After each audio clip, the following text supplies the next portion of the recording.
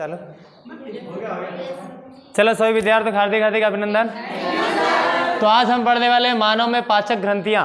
क्या पढ़ने वाले हैं? मानव पाचक ग्रंथियां। यही ग्रंथियां क्या है, हमारे शरीर में विभिन्न प्रकार के मतलब यानी जूस का निर्माण करते हैं, विभिन्न प्रकार के रसों का निर्माण करते हैं। उस रस में विभिन्न प्रकार के एंजाइम होते हैं, है ना। एंजाइम और हार्मोन क्या है, रिलीज करने का कार्य करता है। उन्हीं एंजाइम का आज पढ़ने वाले हैं अपन, है ना।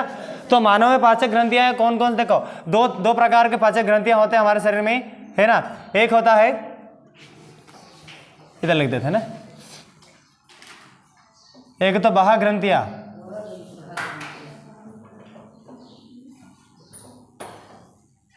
है ना, जिसको हम बोलते हैं एक्सोक्राइन ग्लैंड। क्या बोलेंगे इसको?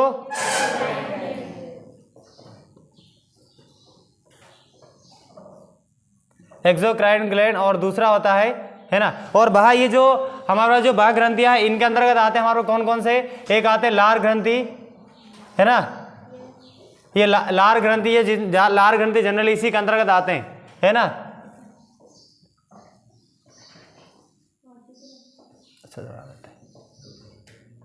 लार ग्रंथि, है ना। और उसी प्रकार हमारा यानी फिर उसके आते हैं आंतरिक ग्रंथि, आंतरिक ग्रंथियां, है ना, जिसके अंतर्गत हमारे पास जठर ग्रंथियां आ जाते हैं, जठर ग्रंथियां। और ये जठर ग्रंथियां देखो, आंतरिक ग्रंथियां मतलब जैसे अमाशय की दीवारों में पाए जाने वाले से आप उसको ही पढ़ने वालों, जैसे लिवर कुंड, है ना। आंतरिक दीवारों, अमाशय की दीवारों में पाए जाने वाले जैसे लिवर कुंड के क्रिप्ट है ना। इन सभी को इसी के अंदर आंतरिक ग्रंथि के अंतर्गत पढ़ते हैं। और बाह्य ग्रंथि के अंतर्गत लार ग्रंथि को पढ़ रहे हैं अपन, है ना। और लार ग्रंथि के अंतर्गत मालूम है विभिन्न प्रकार के एंजाइम है।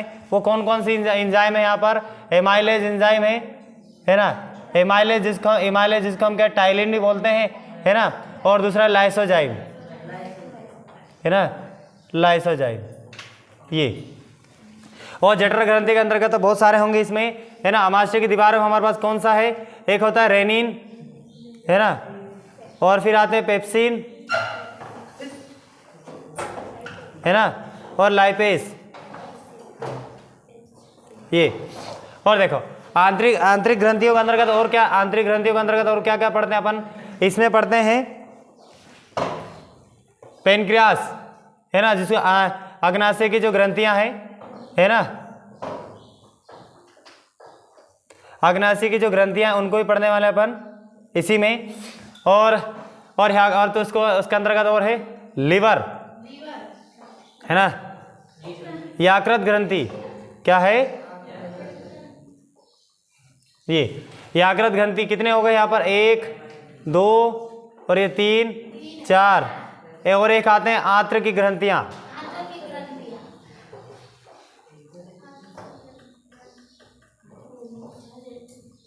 है ना। लिवर कैंड के ग्रुप इसी के अंतर्गत आंतरिक ग्रंथियों का हिस्टोलॉजी ऑफ, है ना, हिस्टोलॉजी ऑफ क्या है, इंटेस्टाइन में पढ़ते हैं ना। इसमें आंतरिक ग्रंथियां पहले पढ़ भी चुके हम, तो ये सब पढ़ने वाले अपन इसमें। यानी तो मानव में पाचक ग्रंथियां यानी 2 प्रकार के होते हैं इसमें। तो बाह्य ग्रंथि के अंतर्गत हम लार ग्रंथियों को पढ़ते हैं जिसमें इमाइलेस, है ना, लाइसोजाइम पाए जाते हैं। और आंतरिक ग्रंथि के अंतर्गत हम जठर ग्रंथियां, पेनक्रियास, है ना, पेनक्रियास ग्लैंड और लिवर ग्लैंड। और क्या है यहाँ पर इंटेस्टाइनल ग्लैंड, है ना, इंटेस्टाइन, है ना, ये ग्लैंड।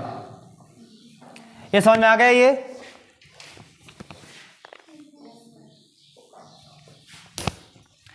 देखो मानव में पाचक ग्रंथि को पहले सबसे पहले हम एक ग्रंथियों को देखते हैं, है ना। मुख गुहा से स्टार्ट करते हैं ग्रंथियों का, है ना। मुख गुहा, लार कहां पर पाए जाते हैं? मुख गुहा में। मुख गुहा मीन्स क्या होता है? बक्कल कैविटी या ओरल कैविटी, है ना। तो मुख गुहा के अंतर्गत देख रहे हैं सबसे पहले, देखो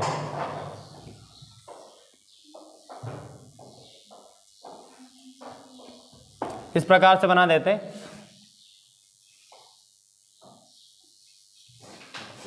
तो ये हमारे पास यहाँ जो इधर वाले जो पार्ट है, जो कान वाले जो पार्ट है ना, तो बना देते हैं यहाँ पर हल्का से।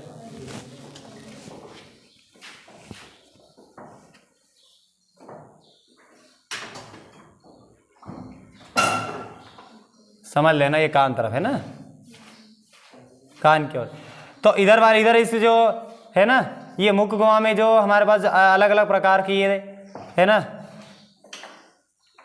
ग्रंथियां पाए जाते हैं, ग्लैंड पाए जाएंगे इसमें ये। और ये नीचे भी,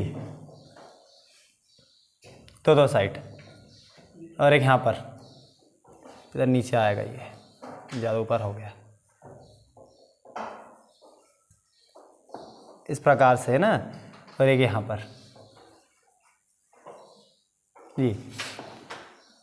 ये कान की ओर पाए जाने वाले जो हमारे पास जो ग्रंथियां होंगे लार में यानी मुख गुहा में, उस ग्रंथियों को हम क्या बोलते हैं? कर्णमूल, है ना।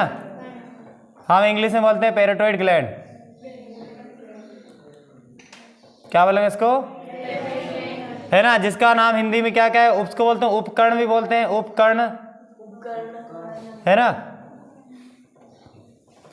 क्या बोलते हैं इसको? उपकर्ण नाम भी दिया है उसका, उपकर्ण। और एक नाम है कर्णपूर्व। क्या है? कर्णपूर्व, ये याद रखना, है ना। तो ये जो कान की ओर पाए जाने वाले ग्रंथि को हम क्या बोलते हैं? पैराटॉइड ग्लैंड, है ना। और उसके बाद देखो, यानी मैंने पहले बताया ये कान की ओर यहाँ पर है ना, ये यहाँ पर महसूस करो तो पकड़ में आएगा, ये ग्रंथियाँ हैं, है ना। और यही ये जो कर्णमूल, ये जो कर्णपूर्व या उपकर्ण यानी पैराटॉइड ग्लैंड ही हमारे शरीर में क्या करती है? एक लार, है ना, लार को रिलीज करता है, मतलब लार बनाती है ना। कौन बनाता है लार? पैराटॉइड ग्लैंड। कौन बनाता है यहाँ पर? लार बनाने वाला। अगर एंजाइम का नाम, है ना, अगर ग्रंथि का नाम पूछा जाए तो कौन है वो? लार। अब देखो पैराटॉइड ग्लैंड जब लार बना रहा है तो लार में एंजाइम पाए जाएंगे, है ना। अगर पैराटॉइड ग्लैंड क्या है? लार बना रहा है, इसका मतलब लार में तो बहुत विभिन्न प्रकार के एंजाइम पाए जाते हैं, लाइसोजाइम एंजाइम और, है ना, और एमाइलेज एंजाइम है। इसका मतलब हम कह सकते हैं पैराटॉइड ग्लैंड ही क्या है? एंजाइम बनाती है या एंजाइम को स्त्रावण करती है ना। ये आ सकते हैं दोनों, जरूर ऐसा नहीं होगा था कि लार ही पूछा जाए। अगर पूछा जाए कि भैया मुख गुहा के अंतर्गत वह कौन सी ग्रंथि है ना, मुख गुहा के अंतर्गत वह कौन सी ग्रंथि है जो क्या करती है? एंजाइम को रिलीज करती है, मतलब एंजाइम को निकालता है या एंजाइम का स्त्रावण करता है, तो कौन सा है? पैराटॉइड ग्लैंड। को समझ में आ गया? ये तो कर्णपूल है। और ये हमेशा दो की संख्या में, देखो यहाँ पर दो है ना, एक साइड ये है, एक साइड ये, दो पाए जाती है। कितने जोड़े हैं इसके? दो है ना। अब यहाँ पर देखो, और यहाँ ये वाले जो ग्लैंड देखो, ये जो हमारे पास ये यहाँ पर, ये जबड़े से नीचे है ना, ये जबड़े से नीचे है यहाँ पर, है ना। अब इसको हम बोलते हैं सब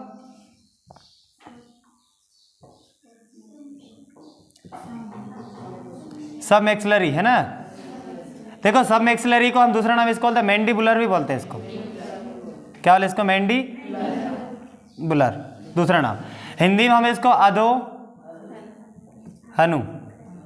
अधोहनु ग्रंथि, क्या बोले इसको? अधोहनु ग्रंथि। और इसके बाद ये देखो सब मैक्सिलरी, इसका क्या नाम होगा इसमें? तो जबड़े के नीचे पाए जाने वाला ग्रंथि का नाम क्या है? यहाँ पर बताओ क्या नाम है?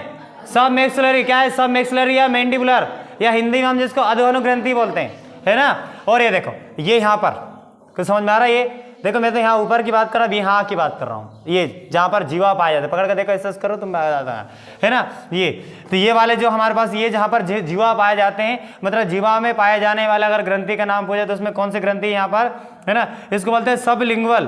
क्या बोलते हैं इसमें? सबलिंगुअल ग्लैंड है ना, सबलिंगुअल ग्लैंड है। और इस हिंदी में हम जिसको बोलते हैं अधोजीवा। क्या बोलेंगे इसको? अब अधोजीवा क्यों बोल रहे हैं? क्योंकि ये जीवा मतलब जिसमें टंग्स पाए जाते हो। जीवा मीन्स क्या होता है? जीभ, है ना, यानी हिंदी में हम जिसको बोलते हैं जीवा को क्या बोलते हैं? टंग्स। इंग्लिश में क्या बोलते हैं? टंग्स, है ना, याद रखना। ये तो ये भी सब दो की संख्या पाए जाएंगे, ये भी दो ऐसा में दोनों तरफ है ना, यहाँ पर दोनों।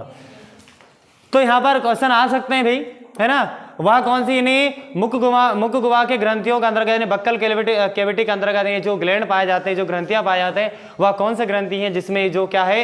एंजाइम को रिलीज करता है या लार को रिलीज करता है। लार मीन्स मालूम है ना, हम ये जो पढ़ रहे हैं कौन सी ग्रंथियां पढ़ रहे हैं? लार ग्रंथियां पढ़ रहे हैं। मैं हेडिंग यहाँ पर लिख देता हूँ, ये सब क्या है? लार ग्रंथि के अंतर्गत है ना। लार ग्रंथियां हैं जिसको इंग्लिश में बोलते हैं स्लाइवरी, स्लाइवरी ग्लैंड। क्या है? Salivary gland. बात समझ में आ रहा? ये स्लाइवरी ग्लैंड है। तो लार के अंतर्गत जो पाए जाने वाले ग्लैंड कितने, यहाँ पर कितने जा रहे हैं? यहाँ पर कितने ग्लैंड, है ना, मुख गुहा में लार पाए जाते हैं, तो मुख गुहा की ग्रंथियों को पढ़ रहे थे। यहाँ पर कितनी ग्रंथियां यहाँ पर है? 3। कौन सा? एक पैराटॉइड ग्लैंड है, और इसको सब मैक्सिलरी या जिसको हम सब मैंडिबुलर भी कहते हैं, और दूसरा क्या? सबलिंगुअल, अब यहाँ पर बात यहाँ पर क्या हो रहा है, यहाँ पर है ना, बंद कर देते हैं ना।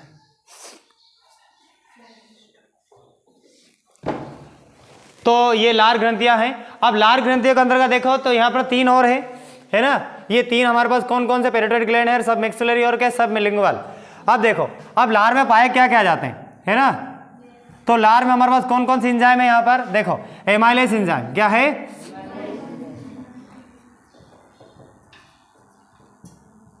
एमाइलेज, जिसको हम क्या बोलते हैं, टाइलिन नहीं बोलते हैं, क्या नाम है इसका, टाइलिन। ये एमाइलेज क्या करता है, अगर आपके भोजन आपने ग्रहण किया है ना, हमारे शरीर में अगर भोजन ग्रहण किया है, वो भोजन या किसके रूप में हो सकता है, चावल हो सकता है या तो आलू हो सकता है। क्या है, चावल या आलू, चावल या आलू। तो चावल या आलू में क्या पाया जाता है, स्टार्च। कार्बोहाइड्रेट किसमें पाया जाता है बताओ, प्रोटीन दालों में पाए जाते कि नहीं। तो ये क्या है, ये जो एमाइलेज एंजाइम जो ये टाइलिन है, ये क्या करता है भाई, ये आपके मतलब यानी जो स्टार्च को क्या है, मतलब 30% स्टार्च को, कितने 30% स्टार्च को ये जो एमाइलेज एंजाइम है ना, ये जो एमाइलेज एंजाइम क्या किसमें कन्वर्ट कर देता है, ये मल्टोज में, किसमें, मल्टोज में, है ना। और ये मल्टोज जो है ना, एक प्रकार के, देखो स्टार्च एक प्रकार के क्या है, पॉलीसेकेराइड, क्या है ये, एक प्रकार का ये पॉलीसेकेराइड है ना, एक प्रकार का पॉलीसेकेराइड, यानी बहुत सारे हैं। एग्जांपल के लिए इस प्रकार से बना दिए मैंने, ऐसा में यहाँ ये तक बहुत सारे अणु है ना, या बहुत मतलब स्टार्च मीन्स क्या होता है, शर्करा, क्या है, शर्करा। देखो शर्करा यहाँ पर बहुत ज्यादा है। अब ये इसको पॉलीसेकेराइड को तोड़ना पड़ेगा, क्या करना पड़ेगा, इसको तोड़ना। अब इसको हमने तोड़े, थोड़े बहुत एमाइलेज एंजाइम के सारा से टूटे या है ना, थोड़ा लसा बन गया, तो किस में कन्वर्ट हो गया, मल्टोज में। स्टार्च का सूत्र हमें पता होना चाहिए, मैंने यहाँ से स्टार्च सूत्र लगा C6H10 है ना, O5 पोस्टक में N लिख दो, हर समझ में, पोस्टक में क्या लिख दो, N। ये जल के साथ क्रिया करके है ना, ये जल के साथ क्रिया करके किस में कन्वर्ट हो रहा है, ये है ना, ये मल्टोज में, जिसको मल्टोज का सूत्र तुम्हें पता होना चाहिए, मल्टोज जिसमें गन्ने में मल्टोज पाया जाता है, कहाँ पर, गन्ने, है ना। मल्टोज का अगर फार्मूला लिखने जाए तो मल्टोज का फार्मूला क्या होगा, यहाँ पर है ना, यहाँ नीचे लिख देता हूँ इसी चीज को, है ना। तो यहाँ हो जाएगा C है ना, C12 है ना, C12 S क्या होगा, S22 और O11। ये आज समझ में, यहाँ पर ये गन्ने का सूत्र, तो इससे तुम अनुमान लगा सकते हो कि गन्ने में क्या पाए जाते हैं, है ना, गन्ने में पाया जाता है मल्टोज, क्या पाए जाते हैं, मल्टोज। और मल्टोज का सूत्र क्या है, यानी गन्ने के रस का सूत्र क्या है, C12H22O11। आज समझ में यहाँ पर। और देखो अब ये क्या करेगा, इसको देखो, ये मैंने कहा एज अगर शब्द लग जाए, क्या लग जाए, एज, यदि एज लग गया तो वो एंजाइम है, क्या एज लग गया तो वो क्या है, एक प्रकार का एंजाइम है। अब ये मल्टोज क्या है, मल्टेस एंजाइम की उपस्थिति में, किसकी उपस्थिति में, ये मल्टेस एंजाइम के प्रेजेंस में क्या करता है, ये ग्लूकोज में कन्वर्ट हो जाता है, किसमें, ग्लूकोज में, है ना। ये ग्लूकोज में कन्वर्ट हो जाएगा, किसमें, ये ग्लूकोज। और ग्लूकोज का फार्मूला सभी को मालूम है, क्या है ग्लूकोज का फार्मूला, क्या है, अच्छा ये देखा, ये हाथ तक दिखाई दे रहा है कि नहीं, देखो तो दिखाई दे रहा, ये नीचे नहीं दिखाई दे रहा, देखो मल्टेज है ना, तो ये मल्टेज देखो ये किस में कन्वर्ट हो जाएगा, ये हमारे पास भी तो देखो C है ना, C6 है ना, S12O6 कन्वर्ट हो गया, ये प्लस। अब ये किसके और कितने मॉलिक्यूल्स बनेंगे, 2, कितने बनेंगे, ये 2। देखो यहाँ पर कन्वर्ट हो जाएगा ना, यहाँ पर देखो, यहाँ पर कितनी कमी था, यहाँ पर एक ऑक्सीजन की कमी था, यहाँ पर ऑक्सीजन मिल गए यहाँ पर, और हाइड्रोजन के 2 थे, यहाँ डबल हो जाएंगे इसमें, तो ऑटोमेटिक कन्वर्ट हो जाएंगे यहाँ पर। तो इतनी बात, ये 2 इसमें 24 हो जाएंगे, कितने हो जाएंगे, 24, उधर जाके 12 हो जाएगा। देखो 12 दूनी 24 है ना, सब मात्राएं फिक्स हो जाएंगे यहाँ पर, तो इतनी बात याद रखना है ना। अब देखो यहाँ पर ये मैंने बताया, यहाँ पर ये जो स्टार्च, इसमें पॉलीसेकेराइड में बहुत सारे अणु हैं, यहाँ पर बहुत सारे अणु हैं, तो ये छोटे कन्वर्ट हो जाएगा, ये इस प्रकार थोड़े कम हो गए। हम एग्जांपल के लिए बता सकते हैं, इसमें यहाँ पर 2 अणु, कितने मॉलिक्यूल्स, इसमें 2, और लास्ट में 1 मॉलिक्यूल्स प्राप्त हो जाएगा, किसका, ग्लूकोज का, ये छोटे टुकड़ों में। तो ये किसने कन्वर्ट किया, ये पूरे क्रिया किसने संपन्न करा, एमाइलेज ने, किसने, एमाइलेज। यानी कहने का तात्पर्य ये है, जो आलू और चावल का पाचन जो है 100 में से कितने, 100 में से 30% क्या है, वो मुख गुहा में ही पाचन हो जाता है, कितने, मुख गुहा। बाकी जितनी भोजन को क्या है, बाकी वो लसा बनाकर अमाशय तक, अमाशय पाचन होता है उसका, है ना। मगर ये क्या है, ये इसका जो पाचन हमारे पास 30% क्या है, यहीं पर हो जाता है ना। और चावल को ज़्यादा उतना ज़्यादा चबाने का जितना ज़्यादा आवश्यकता नहीं पड़ती उतना ज़्यादा है कि नहीं। चावल आलू है ये बहुत तरह है ना, ये नर्म पदार्थ है, नर्म फूड मटेरियल है, तो आसानी से पाचन हो जाता है। ये बात समझ में आ गई यहाँ पर। अब देखो अब यहाँ पर जो फिर लास्ट में हमारे पास लाइसोजाइम एंजाइम क्या है, लाइसोजाइम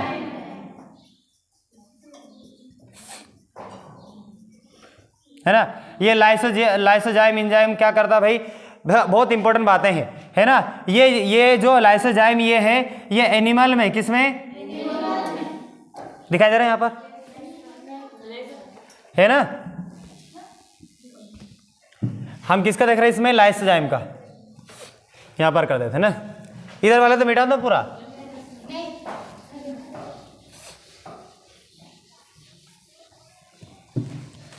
कौन सा देख रहे हो, लाइसोजाइम।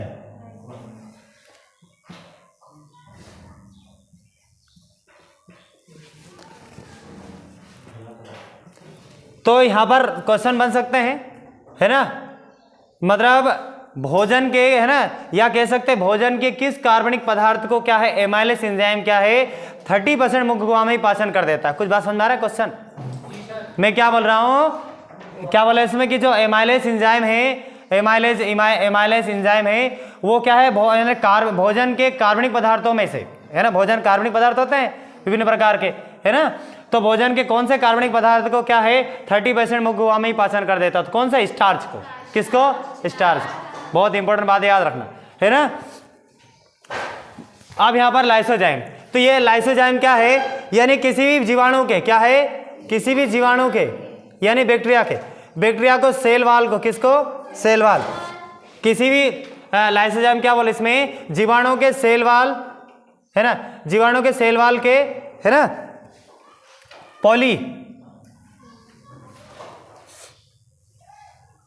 पॉलीपेप्टाइड क्या है, लाइसोजाइम क्या है, सेल वाल मतलब मालूम दीवार, सेल वाल मतलब दीवार। जैसे मान लो कोई सा बैक्टीरिया हो तो उस बैक्टीरिया का कवच ये है, उसको सुरक्षा, जैसे से मैंने देखा ना पेड़ पौधों में जो पाए जाने वाला खुरदरा सतह, हमारे शरीर में सेल वाल नहीं है, हमारे शरीर में क्या है, सेल मेम्ब्रेन है ना। तो ये क्या है, उसी प्रकार यानी जीवाणुओं के, बैक्टीरिया के सेल वाल के क्या है, पॉलीपेप्टाइड को क्या है नष्ट कर, क्या उसको मार देता है। मोस्ट इंपॉर्टेंट बातें हैं कि लाइसोजाइम क्या है, बैक्टीरिया के किस पार्ट को नष्ट करता है, बैक्टीरिया को किस पार्ट को नष्ट करता है, ये सेल वाल को। आज समझ में, उसके सेल वाल को नष्ट कर दिया यानी जीवाणु वहां पर मर जाएगा। कुछ समझ में आ गया है ना। एहसास करो तुम्हारे अगर स्वतः तुम्हारे शरीर का अगर ये त्वचा का सेल मेम्ब्रेन को यदि निकाल दिया जाए तो कैसा लगेगा, क्यों है ना क्यों, एहसास करो, किसी को एहसास कर सकते तुम्हारे त्वचा जो है कैसा लगेगा तुमको, पूरे शरीर की जितनी ब्लड सभी जितनी भी सिराएं हैं, जितनी भी धमनी और चने, सब बात दिखाई देने लग जाएंगे, उसमें रक्त वायु सभी, अच्छा नहीं लगेगा कहीं ना कहीं। देखो तो बात समझ में आ गया यहाँ पर कि लाइसोजाइम क्या है, जीवाणुओं के किस पार्ट को नष्ट करते हैं भाई, सेल वाल को, कोशिका भित्ति को ना। तो इतनी बात याद रखना यहाँ पर। तो ये लार ग्रंथियां हैं है ना, और लार ग्रंथियों के अंदर और कुछ बातें याद रखना। तो मुख्य गुहा में जो भोजन आता है, एक बात, मुख्य गुहा में जब भोजन एंटर किया जाता है तो उस भोजन का जो पीएच मान होता है 7, कितना होता है 7, आगे जाके इसके और बताने वाले हैं। और मुख्य गुहा में जो भोजन आता है उसका पीएच मान कितना होता है 7 होता है।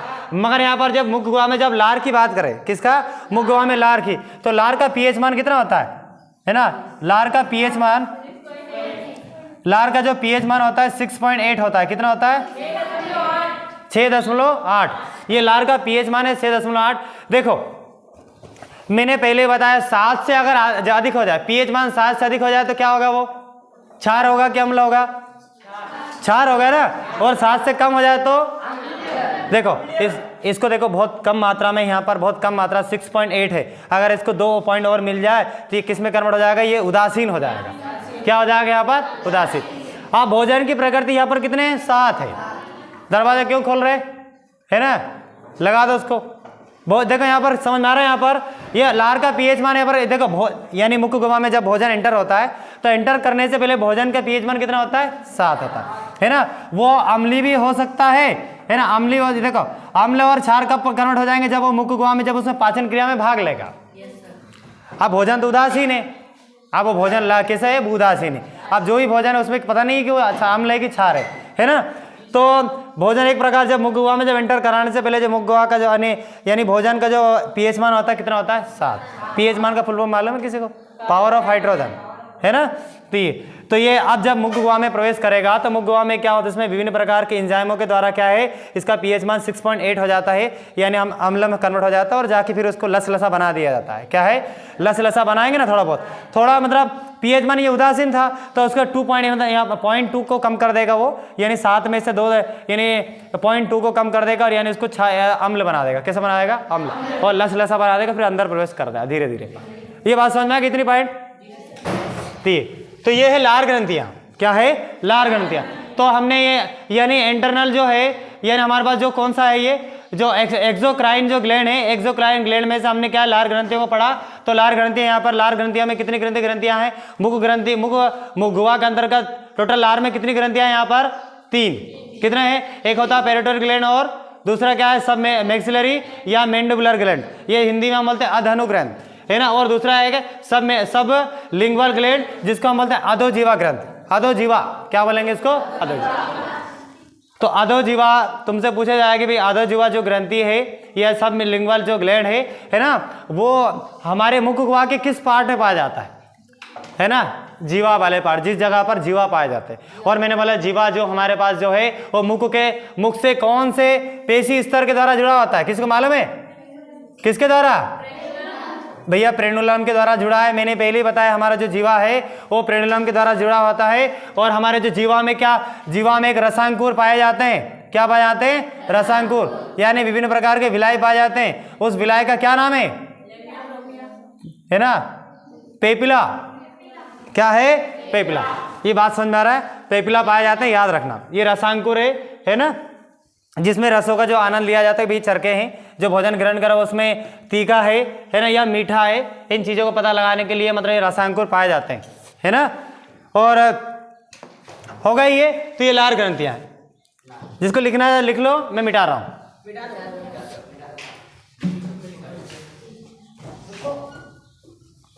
अब आते हैं कौन सा हमारे पास? जठर ग्रंथियां। क्या आते हैं?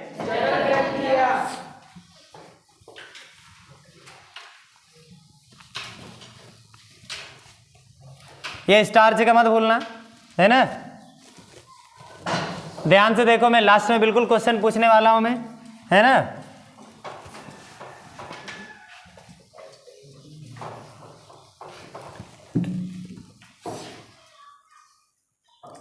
गैस्ट्रिक ग्लैंड क्या बोलेंगे जिसको?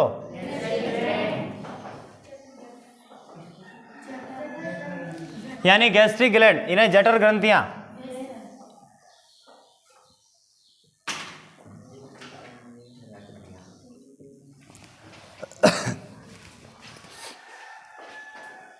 यहां पर इसका मैं डायग्राम बना देता हूं।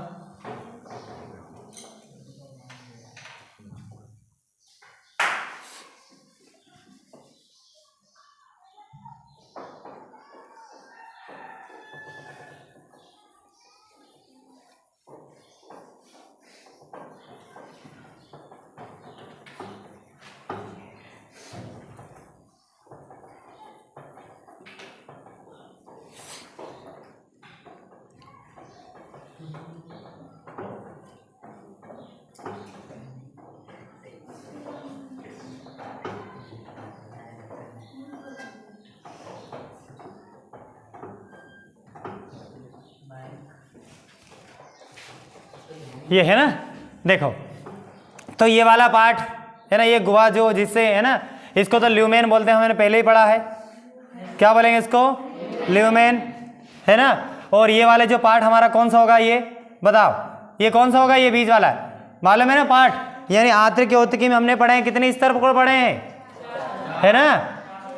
देखो तो बीच वाले भाग का तो ल्यूमेन है ना। अगर 5वें नंबर की भाग करें तो ल्यूमेन है। और इससे पहले कौन सा आएगा? म्यूकोसा। कौन सा आएगा? म्यूकोसा आएगा। और उसके बाद है सब म्यूकोसा। और यहां पर कौन सा है उसके बाद? बताओ, जो 2 स्तरों की बनी होती, कौन सा है? मस्कुलरिस, है ना, जिसको पेशी स्तर ही बोलते हैं। और दूसरा है यहाँ पर सिरोसा। कौन सा है ना? इतनी बात याद रखना। और ये सब म्यूकोसा कि मैंने पहले विभिन्न प्रकार इसमें रक्त वाहिकाएं पाए जाते हैं, तो सभी को मालूम है ना? ये देखो अब यहाँ पर ये जठर ग्रंथियों को देख रहे हैं। यहाँ पर जठर ग्रंथियां वैसे पाए कहाँ जाते हैं मालूम है किसी को? है ना? ये कहाँ पाए जाते हैं? स्टोमच में, स्टोमक में ना, स्टोमक में, है ना? ये जठर ग्रंथियां देख रहे हैं इसमें। तो जठर ग्रंथियों के अंदर हम देख रहे हैं यहाँ पर इनके, है ना, ये डायग्राम देखो। तो यहाँ पर देखो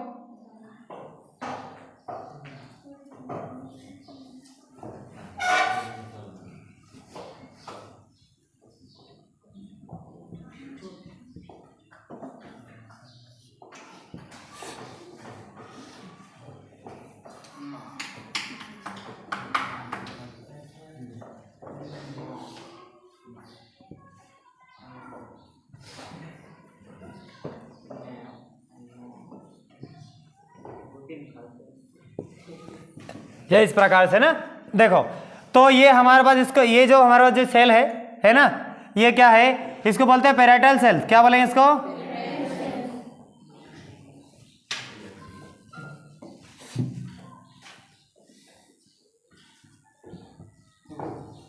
ये पेराइटल सेल है ना? और ये क्या बनाती है भाई? है ना, ये एचसीएल को, है ना, एचसीएल रिलीज करती है भाई। ये किसका? इधर होगा ये,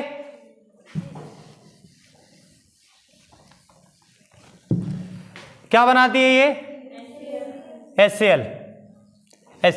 और HCl का मुख्य कार्य क्या है? जीवाणु को नष्ट करना है। ये जीवाणु को नष्ट करना, ये हमाशय में जो भोजन है, हमाशय में जो भोजन है उसको सड़ने से बचाने का काम करता है। किससे?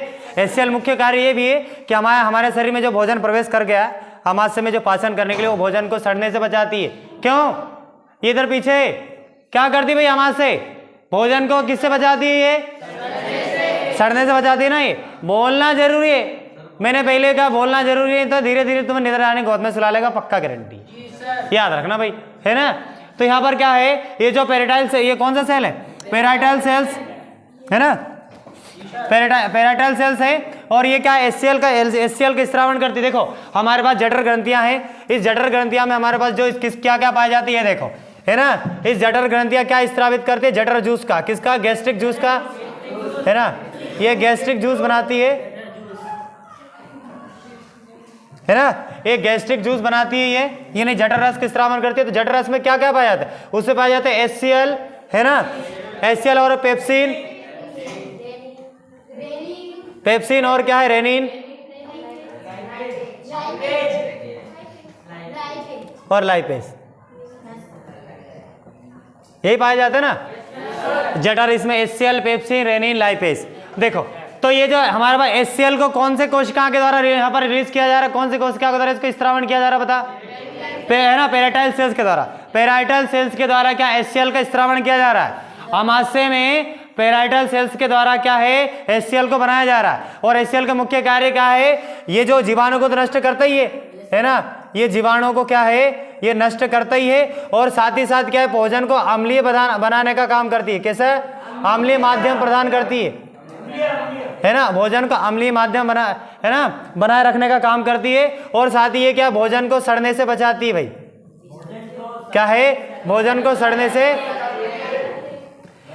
सड़ने से बचाती है। और भी इसके क्या क्या कार्य हैं? और ये क्या करता है भाई? जो भी हमारे पास निष्क्रिय एंजाइम होगा, क्या है? जो भी निष्क्रिय एंजाइम है उसको सक्रिय कर देगा, है ना, मतलब ये एक्टिवेटर का कार्य करता है। किसका? ये भैया एक्टिवेटर जो निष्क्रिय है ना, वो इनएक्टिव है, उसको एक्टिव कर देगा, है ना। तो हम कह सकते हैं एक प्रकार का एक्टिवेटर का कार्य भी करते हैं, है ना, सक्रियक जिसको बोलते हैं, है ना, एक्टिवेटर के भी काम करता है। ये मुख्य बातें याद रखना यहाँ पर, है ना। और साथ ही साथ ये जो HCl है ना, ये विटामिन B12 का क्या, विटामिन B12 का क्या है? शिशुओं में अवशोषण कराती है।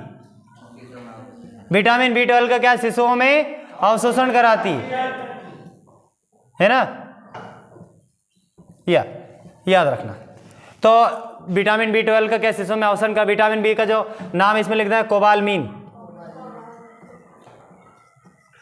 क्या है? कोबालमीन, यानी व्यक्ति में कोबाल्ट की कमी से जो हमारे पास है ना, कोबाल्ट की कमी हो रहा है, इसका मतलब तुम्हारे शरीर में विटामिन B12 की कमी हो रहा है। किसका? यार तो कोबाल्ट यहाँ लिख के दे रहा हूँ, कोबाल्ट का फार्मूला CO मालूम है, CO याद रखना। तो इतनी बात याद रखना। तो HCl एक प्रकार का क्या है ना, विटामिन B12 का शिशु, विटामिन B12 का क्या शिशु में अवशोषण भी कराती है, याद रखना। और विटामिन B12 का जो हमारे पास जो नाम क्या है यहाँ पर, कोबालमिन, क्या है, कोबालमिन, यानी जिसमें कोबाल्ट की कमी अगर हो रहा है तो इसमें मतलब विटामिन B12 की कमी हो रहा है, याद रखना, है ना। तो ये शिशुओं में जनरली होता है ये। और देखो ये पेराइटल से समझ में आ गया यहाँ पर। तो ये भैया जो एक्टिवेटर है, यानी एक्टिवेटर के का निर्माण कर रहा है, यानी HCl का उत्पादन कर रहा है। और हमारे पास ये दूसरा है, इसको बोलते हैं गॉबलेट सेल्स। ये विभिन्न प्रकार के जितने भी सेल्स है ना, ये सबके सब गॉबलेट सेल्स है ना। ये मैंने यहाँ पर इस प्रकार ये देखो, है ना, ये है ना, ये एक प्रकार क्या है, ये देखो बोलना जरूरी है ना, क्या है ये, गॉबलेट सेल। और गॉबलेट सेल क्या उत्पन्न करती है भाई, ये म्यूकस उत्पन्न करती है, किसका, है ना, म्यूकस मतलब श्लेष्मा, म्यूकस मतलब क्या है, श्लेष्मा, है ना।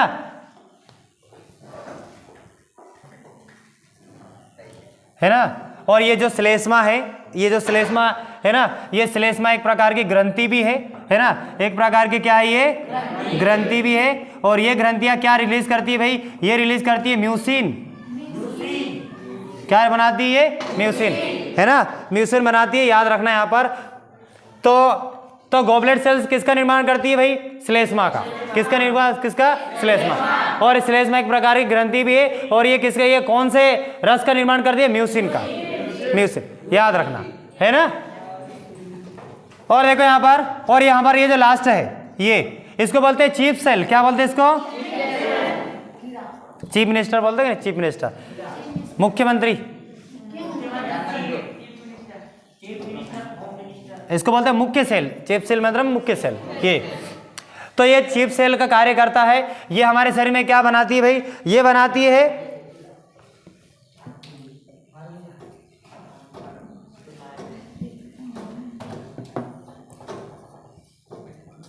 प्रोटीनोजन,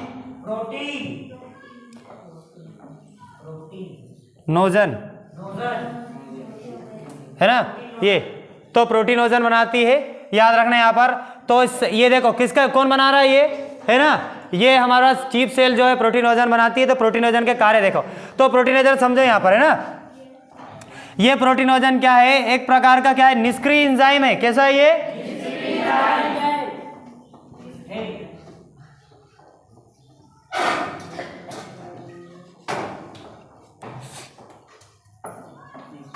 प्रोटीनोजन एक प्रकार क्या है, निष्क्रिय एंजाइम है, यानी इनएक्टिव है। ये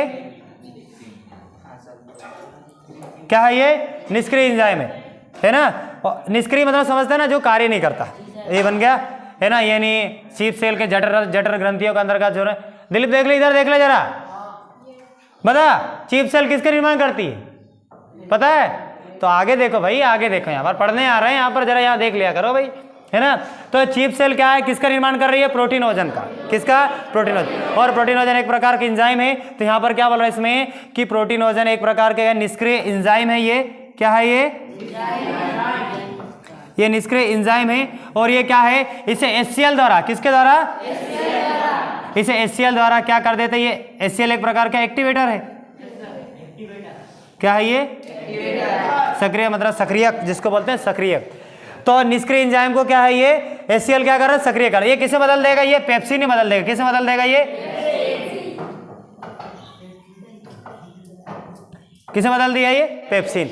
अब पेप्सिन का क्या कर रहा है ना, पेप्सिन का कार्य क्या है। अब ये पेप्सिन है ना, ये पेप्सिन का कार्य क्या है, तो ये क्या है, ये पेप्सिन किस में कन्वर्ट हो जाएगा। ये पेप्सिन मालूम है किस क्या करता है, ये पेप्सिन क्या करता है, ये प्रोटीन को किसे बदल देगा, ये मालूम है किसी को, ये प्रोटीन को, है ना, ये प्रोटीन को बदलेगा किसमें, है ना, पेप्टोन्स में, किसमें, किसे बदल देगा, ये पेप्टोन्स। तो ये पेप्टोन्स में बदल देगा। इतनी मुख्य बात है, याद रखना।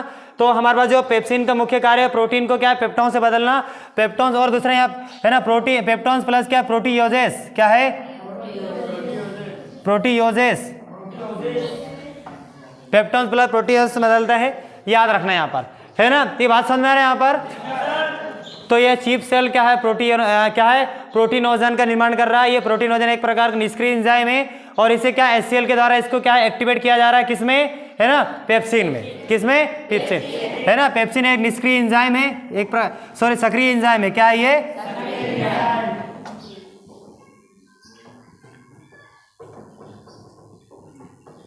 और पेप्सिन का मुख्य कार्य क्या है, ये प्रोटीन को किसमें बदल लेगा, ये पेप्टोन्स में। भैया दालें खा रहे हो, दालों, है ना, दालों में पाए जाने वाले जो प्रोटीन है वो प्रोटीन को किसमें कन्वर्ट करेगा, वो पेप्टोन्स में। कुछ बात समझ में आ रहा है, इतनी बात। तो ये हमारे पास ये, अब देखो ये सारी बातें किस, कहाँ से स्टार्ट होता है, चीफ सेल से। जठर ग्रंथियों के अंतर्गत पाए जाने वाला जो चीफ सेल है ना। टिक्के मत बैठो दीवार से इस प्रकार से, भूपेन सीधा बैठ जाए, निकालो जरा, एक्टिव होकर बैठो जरा। एक्टिवेटर को पढ़ते जा रहे हो तो अपने आप को तो एक्टिव कर लो, है ना। HCl मैं भी एक प्रकार एक्टिवेटर हूँ, तुम निष्क्रिय हो, है ना, तुम भी निष्क्रिय हो ना, तो मैं एक्टिवेटर ही दूँ। हर समझ में तुम्हें एक्टिव कर रहा हूँ, भाई एक्टिव हो जाओ, भविष्य में कुछ कर सकते हो, है ना। नहीं तो निष्क्रिय रह जाओगे, कोई एक्टिवेटर मिलने वाला नहीं है तुम्हें। यहाँ तो मिल भी रहा है ना, HCl यहाँ तो है भी है, मगर तुम्हारा क्या होगा आसान में यहाँ पर। अब आते हैं यहाँ पर, देखो ये तो ये था हमारे पास, किसकी था, ये पेप्सिन का। किसका था ये, पेप्सिन। और नीचे दिखाई नहीं देने वाला है ना, इधर कर देता हूं। ये हो गए ये वाले, यहां पर कर देते हैं। देखो अब यहां पर रेनिन क्या है, अब देखो सेल के बारे में हम और देख लें यहां पर, है ना। हमारे पास एक इसी के अंतर्गत जो पाया जाए, इसमें डायग्राम में शो तो नहीं किया गया मगर एक बता रहा हूं मैं। एक होता है पैनिथ एंजाइम, मालूम है किसी को, पैनिथ सेल्स क्या है, पैनिथ सेल। और ये एंजाइम को रिलीज करता है, भाई किसका, एंजाइम। अब उसमें से रेनिन हो सकता है, रेनिन या लाइपेज हो सकता है। आज समझ में, ये पैनिथ सेल्स है, कौन सा सेल्स है ये, पैनिथ सेल्स। हाँ पैनिथ सेल्स एंजाइम को रिलीज करता है, मतलब एंजाइम बनाता है। किसी को मालूम एंजाइम मतलब क्या होता है, किसी को मालूम थोड़ा बहुत, क्यों, एंजाइम का कार्य क्या, किसी चीज में बिना मतलब एक प्रकार के उत्प्रेरक की तरह कार्य करते हैं। कैसे उत्प्रेरक कहते हैं, क्रिया में भाग तो नहीं लेता, मतलब उनकी उपस्थिति मात्र से ही क्रिया की दर को बढ़ाते हैं, याद। तो पैनिथ सेल से ये एंजाइम को रिलीज करता है, एंजाइम का स्त्रावन करता है ना, एंजाइम को रिश्ता। और एक होता है अर्जेंटाफिन, क्या नाम है, किसका करता है ये, हार्मोन का। ये मुख्य बातें याद रखना, है ना। तो यहां पर देखो इनमें से कोई, है ना, तो देखो पैनिथ सेल से एंजाइम का स्त्रावन कर रहा है, इसका मतलब क्या है, रेनिन को कौन बना रहा है, रेनिन एंजाइम कौन बना रहा है, पैनिथ सेल से बना रहा है। कौन बना रहा है ये, पैनिथ सेल। यानी पैनिथ सेल से क्या है, हमारे शरीर में रेनिन एंजाइम का स्त्रावन कर। देखो तो रेनिन भी पहले स्थिति में क्या है, रेनिन भी एक निष्क्रिय होता है। क्या है, रेनिन भी निष्क्रिय होता है। तो क्या बनाएगा सबसे पहले, प्रोपी रेनिन, ये प्रोपी रेनिन है। इसे भी क्या है, ये भी एक प्रकार का निष्क्रिय एंजाइम है। क्या है भैया, भविष्य में कुछ करना हो तो कुछ बड़े बड़े चीज़ों को करना पड़ेगा। छोटे छोटे अगर तुम्हारे सपने देखें, छोटे छोटे तुम्हारा ड्रीम है, तो संभव नहीं है कि तुम बड़े बड़े चीज़ को एक्सेप्ट कर पाओगे, है कि नहीं है। जिसके सपने बड़े होंगे उसके सोच भी उसी प्रकार बड़े बड़े चीज़ों को पढ़ने की रहेगा और बड़े बड़े चीज़ों को दिमाग उसको एक्सेप्ट भी करेगा। हम तो बनने ठहरे क्लर्क, है ना, तो इतने बड़े बड़े चीज़ कहाँ समझ में आएगा। चलो देखो इधर, तो यहाँ पर क्या हम कह सकते हैं, पैनिथ सेल्स क्या है, कौन से एंजाइम को रिलीज कर रहा है, ये प्रोपी रेनिन को। और यहाँ पर क्या चीफ सेल कौन से एंजाइम को रिलीज कर रहा है, प्रोटीनोजन को। क्या है, प्रोटीनोजन। हाँ समझ में। और मुख्य प्रोटीनोजन, और मुख्य बात है, अगर जन शब्द लिखा गया, क्या है, अगर जन शब्द लिखा है तो हमेशा निष्क्रिय होगा। कैसा होगा वो, याद रखना। यदि जन शब्द लिखा रहा है वो हमेशा कैसे होंगे, निष्क्रिय। तो बात समझ में आ रहा है, यहाँ पर बाहर तो झाग नहीं रहा। तो यहाँ पर क्या बोले इसमें कि चीफ सेल क्या है, प्रोटीनोजन का निर्माण कर रहा है। प्रोटीनोजन एक प्रकार निष्क्रिय एंजाइम है जो HCl की उपस्थिति में क्या है, पेप्सिन बना रहा है। मतलब सक्रिय, मतलब कौन सी एंजाइम बना रहा हो, पेप्सिन एंजाइम। आज समझ में। और पेप्सिन का कार्य क्या है, ये प्रोटीन को क्या है, पेप्टोन से बदलना या प्रोटीओजेन से बदलना। अब यहाँ पर देखो ये हमारा पैनिथ सेल्स है और पैनिथ सेल से किसका निर्माण कर रहा है, प्रोपीरेनिन का। किसका, प्रोपीरेनिन। तो प्रोपीरेनिन एक प्रकार का निष्क्रिय एंजाइम है। कैसा है ये, निष्क्रिय एंजाइम है। और ये निष्क्रिय एंजाइम क्या है, HCl की मदद से, किसकी, HCl एक्टिवेटर की है। तो ये किसे कन्वर्ट हो जाएगा, रेनिन में कन्वर्ट हो जाएगा। किसमें, रेनिन में। आप देखो रेनिन का कार्य क्या है मालूम है किसी को थोड़ा बहुत? क्यों रेनिन क्या करता है? तो भैया रेनिन जो है ये दूध में उपस्थित क्या है ना, दूध में उपस्थित क्या है? कैसीन प्रोटीन को, दूध में उपस्थित क्या है? दूध में पाया जाता है कि नहीं? दूध में उपस्थित कैसीन प्रोटीन को किसमें बदल देगा ये? क्यों दूध में उपस्थित किसमें? ये बना देता पैरा कैसीन में। किसमें? किसमें कन्वर्ट देगा दूध है ना? पैरा कैसीन में। बातें समझो, ये क्या बोले इसमें कि जो हमारा प्रोपीरेनिन जो निष्क्रिय एंजाइम है कहां से प्राप्त हुआ? कौन से सेल से प्राप्त हुआ? पेनिस सेल से।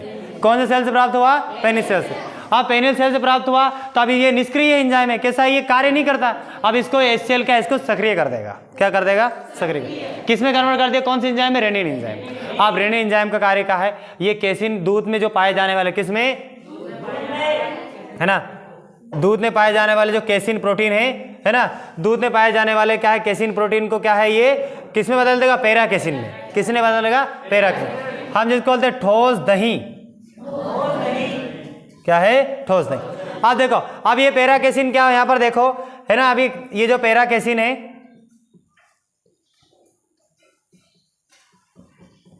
ना, ये ठोस दही जो है ना, ये पैरा कैसीन क्या है? ये कैल्शियम के साथ मिलकर, किसके साथ?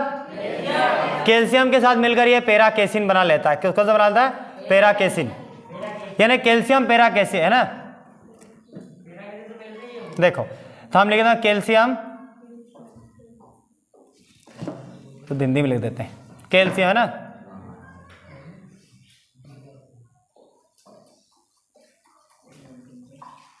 कैल्शियम पैरा है ना कैसीन, वही नाम है ना।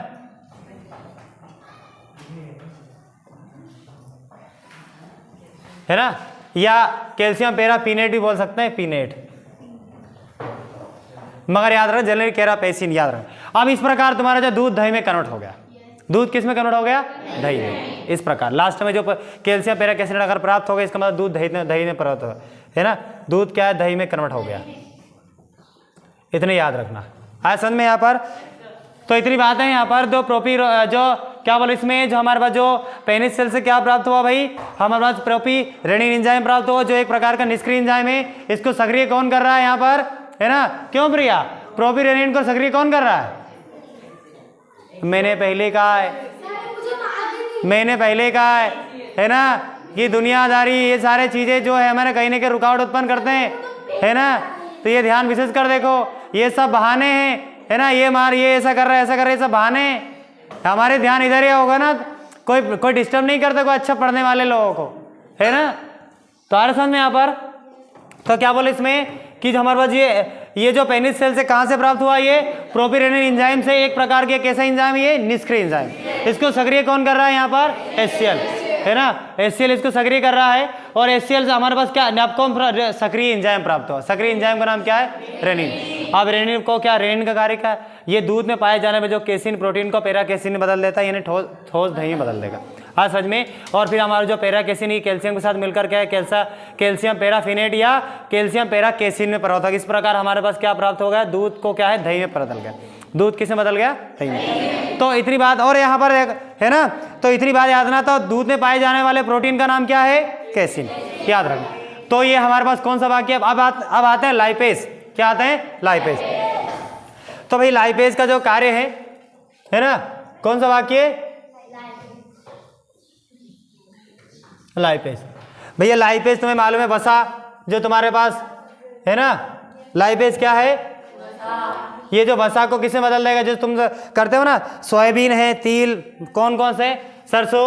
ये जो हमारे पास जो तेल युक्त पदार्थ है ना, जो तेल युक्त पदार्थ जितने भी होंगे जिसमें तेल पाए जाते हो है ना, तो ये सभी वसा के अंतर्गत आते हैं। तो ये वसा को क्या वसीय अम्ल में किसमें है ना, वसीय अम्ल में तथा किसमें? ग्लिसरॉल में। वसीय अम्ल तथा किसमें? ग्लिसरॉल में कन्वर्ट कर देता है। याद रखना, ये बात समझ में आ रहा पास? लाइपेज कितना कार्य याद रखना। लाइपेज क्या है? हमारे पास जितने भी हमारे पास जैसे है ना सोयाबीन जो है ना, सोयाबीन है, फिर और क्या है? सरसों है, तिल है, बहुत सारे जितने भी, सूरजमुखी भी है ना, सूरजमुखी से तेल निकलता है, ये सनफ्लावर। तो इनमें भी क्या है? वसा पाए जाते हैं। तो ये वसा को क्या है? वसीय अम्ल तथा ग्लिसरॉल में कन्वर्ट कर देता है ना। तो इतनी बात याद रखना। हाँ समझ में यहाँ पर? तो ये पूरी कहानी यहाँ पर, यहाँ से ये तो हमारे पास इस प्रकार ये गैस्ट्रिक ग्लैंड यहाँ पर समाप्त हो जाता है ना। तो गैस्ट्रिक ग्लैंड एक बार डबल से सुन लो। तो गैस्ट्रिक ग्लैंड का हमारे पार्ट से देखने जाए तो सबसे पहले भाग को ल्यूमेन है, इससे हमारे पास किसी भी है ना आहार नाल का मध्य भाग है, ये कौन सा आहार नाल के मध्य भाग, ये मतलब गुहा कह सकते हैं पर इसको, है ना। आप ऐसे ल्यूमेन को हिंदी में, न्यूमेन को अगर हिंदी में देखा जाए तो गुहा ही बोलते हैं, याद रखना ना।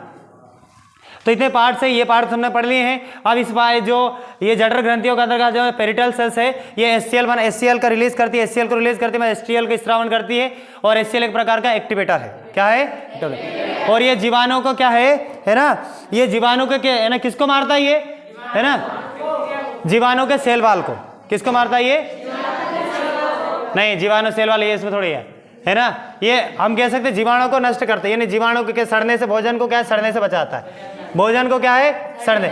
आप देखो भोजन को सड़ने से बचा रहे, इसका मतलब भोजन तभी सड़ेंगे जब उसमें बैक्टीरिया होंगे, भोजन तभी सड़ेंगे ना जब उसमें बैक्टीरिया प्रवेश कर रहा है, मतलब सड़ रहा है ना। तो कहीं ना कहीं ये हमारे शरीर में जो अमाशय में क्या है, भोजन जब यदि चले जाता है तो उसको सड़ने से बचाता है, और HCl के कार्य क्या है, ये हमारे भोजन को क्या अम्लीय माध्यम प्रदान करता है, कैसा अम्लीय बना माध्यम प्रदान करता है, याद रखना, याद रखना। और यहाँ पर जो HCl का और भी कार्य देखो, तो HCl क्या है, जैसे मुख्य गुहा में हमारे पास ये है, देखो HCl का और कार्य देखो, HCl क्या है, जैसे मुख्य गुहा में जो हमारे जो मुख्य गुहा में जो प्रवेश करने वाले भोजन का था pH मान कितना होता है 7, ये क्या करता है, ये pH, ये जो HCl क्या करता है, इसका जो है ना इसका जो pH मान को क्या है 3 से 5, pH मान 3 से 5 वह 1 में कन्वर्ट कर देता है, किसमें, बहुत बड़ी बात है यहाँ पर याद रखना।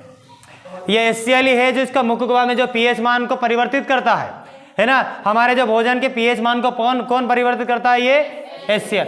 अब देखो बहुत ज्यादा अम्लीय हो गया है भोजन, क्या है बहुत ज्यादा अम्लीय हो गया ना, तो भोजन बहुत ज्यादा अम्लीय हो गया, तुम्हें पूछा जाएगा अमाशय का pH मान कितना होता है, तो अमाशय का pH मान कितना होता है, लगभग 1 से 2 है ना, हम 20 सेंटर में इसमें लिख देंगे 1 से 2, अमाशय का जो pH मान 1 से 2 होता है, और ये किसके कारण होता है, ये HCl के कारण होता है, कि HCl ही क्या है अमाशय के pH मान को क्या है परिवर्तित करता है। तो पूरा जो यहाँ पर जो बातें, यहाँ पर जो HCl को मतलब pH मान में परिवर्तित करने की बात करें तो कौन कन्वर्ट करता है, HCl ही, HCl ही अमाशय के pH मान को क्या है कन्वर्ट कर देता है, pH मान 7 से है ना 3.5 से लेकर क्या 1 pH तक ये ला देता है, ये कौन करता है, ये है ना HCl। तो इस प्रकार अमाशय का जो pH मान 1 से 2 होता है, याद रखना।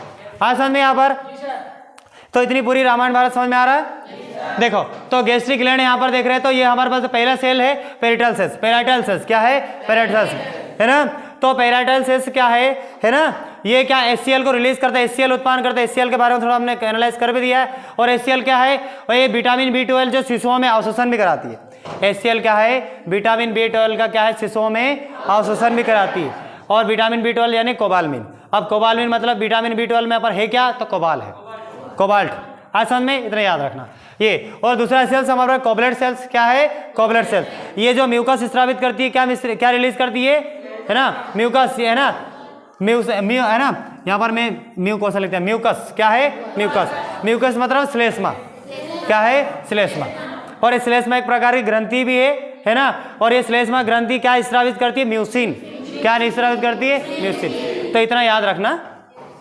अब यहाँ पर आते हैं चीफ सेल, यानी चीफ सेल हम जिसको मुख्य सेल भी बोलते हैं, चीफ सेल यानी जिसको हम मुख्य सेल भी बोलते हैं, याद रखना। अब ये पेराइटल सेल्स क्या है, ये प्रोटीनोजन का निर्माण करती है, प्रोटीनोजन एंजाइम का निर्माण करती है, कैसे, कौन सा एंजाइम का,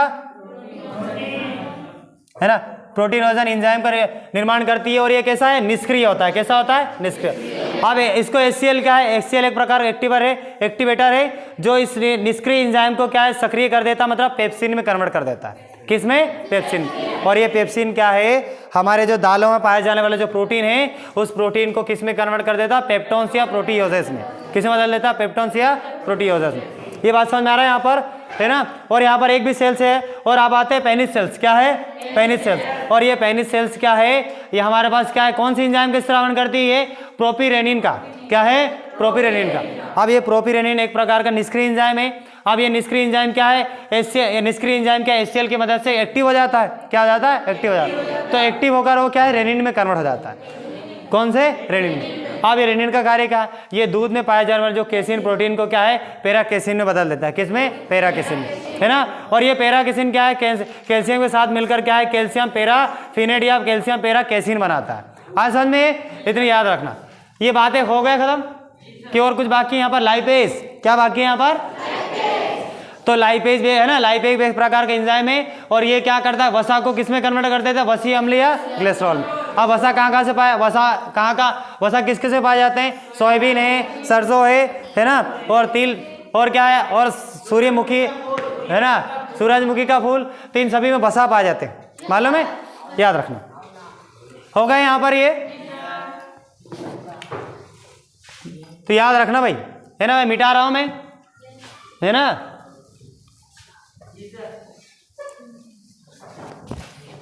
अब हमारे पास दो ग्रंथियां बाकी है, उन ग्रंथियों को एनालाइज कर रहे हैं अपन, है ना।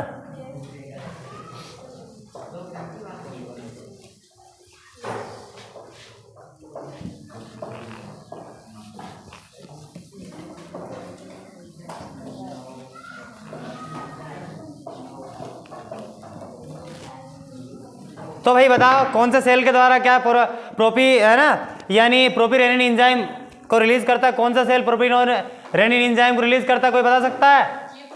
क्यों, किधर दिलीप मालूम है? जिससे पूछना चाहिए तो बस हाँ देख रहा है, उसका अलावा कुछ नहीं है ना। और रेनिन क्या है दूध में, रेनिन क्या है ना, कि दूध में पाए जाने वाले जो कौन से प्रोटीन को पैराकेसिनेट में बदल देता है, पैराकेसिन में, है ना, याद रखना भाई, केसिन, दूध में क्या पाया जाता है, केसिन प्रोटीन। अब हमारे पास कौन सा है, अब हमारे पास है लिवर,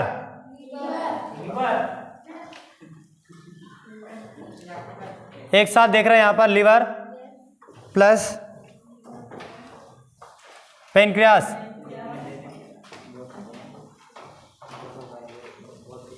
है ना, लिवर पर पेनक्रियास, यानी हम जिसको बोलते हैं यकृत और क्या है यहाँ पर, अग्नाशय। इन ग्रंथियों को देखने जा रहे हैं। तो मैंने पहले कहा है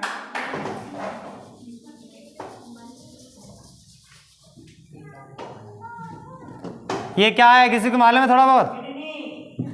क्यों,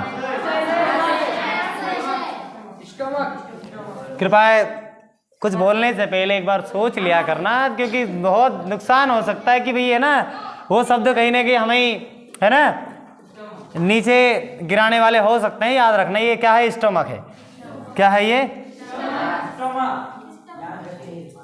स्टोमा बोल रहा है अभी भी, है ना। आज समझ में यहाँ पर देखो, तो इस स्टोमक से हमारे पास तो इसमें या लिवर और पेनक्रियास जुड़े हैं, तो लिवर और पेनक्रियास में देखते हैं यहाँ पर,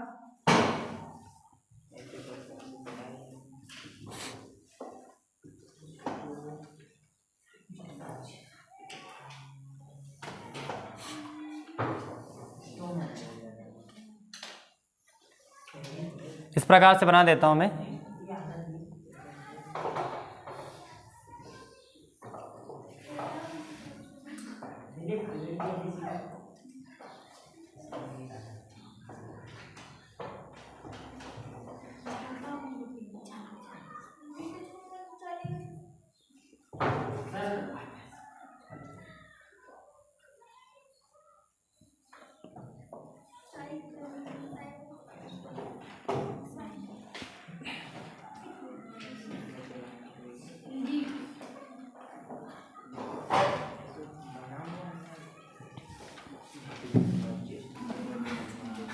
भविष्य में जिसको बड़े कुछ करना हो तो कृपया बड़े बड़े चीज़ों को पढ़ने की कोशिश करें। सरल सरल चीज़ों, बोले मध्य प्रदेश की राजधानी क्या है, भोपाल, इतने सरल क्वेश्चनों से पास होने वाले हो क्या, है ना, पता चले। अब मैंने वही तो बोल रहा हूँ, बड़ी चीज़ क्या है ना, प्रोपीरेनिन एंजाइम को कौन रिलीज कर रहा है ना, पेनिस सेल, है ना। इतने ऐसे चीज़ों को पढ़ो भाई जिन्हें लगता है कि भाई हम पढ़ रहे हैं और दूसरा नहीं पढ़ रहे हैं, ऐसा चीज़ों को। मध्य प्रदेश की राजधानी भोपाल सभी को मालूम है, भोपाल।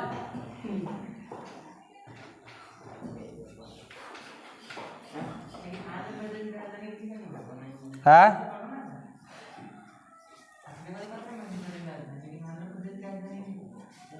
हैदराबाद। अब यहाँ पर इस बार एनालाइज मत करो, ज़्यादा और मत जा, जितना बोला मैंने उतने ही सुन जरा, है ना।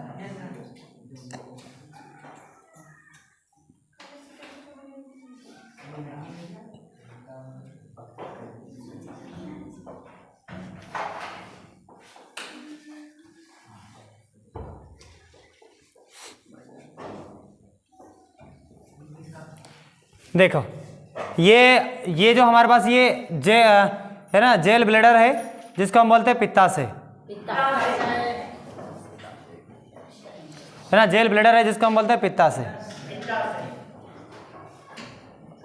क्या है? पित्ताशय। और ये हमारे पास लीवर है। और याद रखना हमारे शरीर की सबसे बड़ी ग्रंथि अगर कोई है तो वो यकृत है। सबसे बड़ी ग्रंथि का नाम कौन सा है? और शरीर की सबसे बड़ी ग्रंथि पेनक्रियास, याद रखो, है ना। और ये तो लीवर है ना। देखो ये चीज अगर नहीं समझ में आया ना, नेक्स्ट क्लास 10वीं वाले भी सुन लो। नेक्स्ट क्लास में श्वसन पढ़ने वाले हैं अपन। क्या है? श्वसन पढ़ने वाले हैं, यानी आवाज कैसे बनते हैं, है ना, आवाज कैसे बनते हैं और हमारे किस कारण से हम बोल नहीं पाते हैं, वो सभी बातें पढ़ने वाले हैं नेक्स्ट में। तो ये इसको अगर अच्छे समझ में नहीं आया ना तो समझ में तो ऊपर वो भी जाएगा। उसमें भी बड़ी बड़ी बातें किया जाएगा, उसमें छोटी छोटी बातें तो रोल ही नहीं है उसमें, है ना। सरल से कोई पूछे ही नहीं जाएगा उसमें, है ना। तो ये पित्ताशय है ना। और ये हमारे पास ये पेनक्रियास है। क्या ये? पेनक्रियास। तो यहाँ पर ये पेनक्रियास है। तो पेनक्रियास की ओर से जो आने वाले जो हमारे पास जो डक होंगे, जो वाहिकाएं होंगे, है ना, ये जो वाहिकाएं होंगे, ये जो किसकी ओर से आ रहा है, ये है ना। प्रिया सुन लो, है ना, मैंने कितनी बार कहा है, हम जब अच्छे काम करते हैं ना तो इधर उधर की बातें हो, इधर उधर ये सब कुछ, ये सभी आते रहते हैं। मैं क्यों बोलता हूँ कि भाई पढ़ाई जब अच्छे काम करोगे ना उसमें रुकावट आते हैं, है ना। तो रुकावट है ना, ये तुम समझ क्यों नहीं रहे अपने आप को? दाढ़ी बने रहो, अपने आप को रोको, है ना।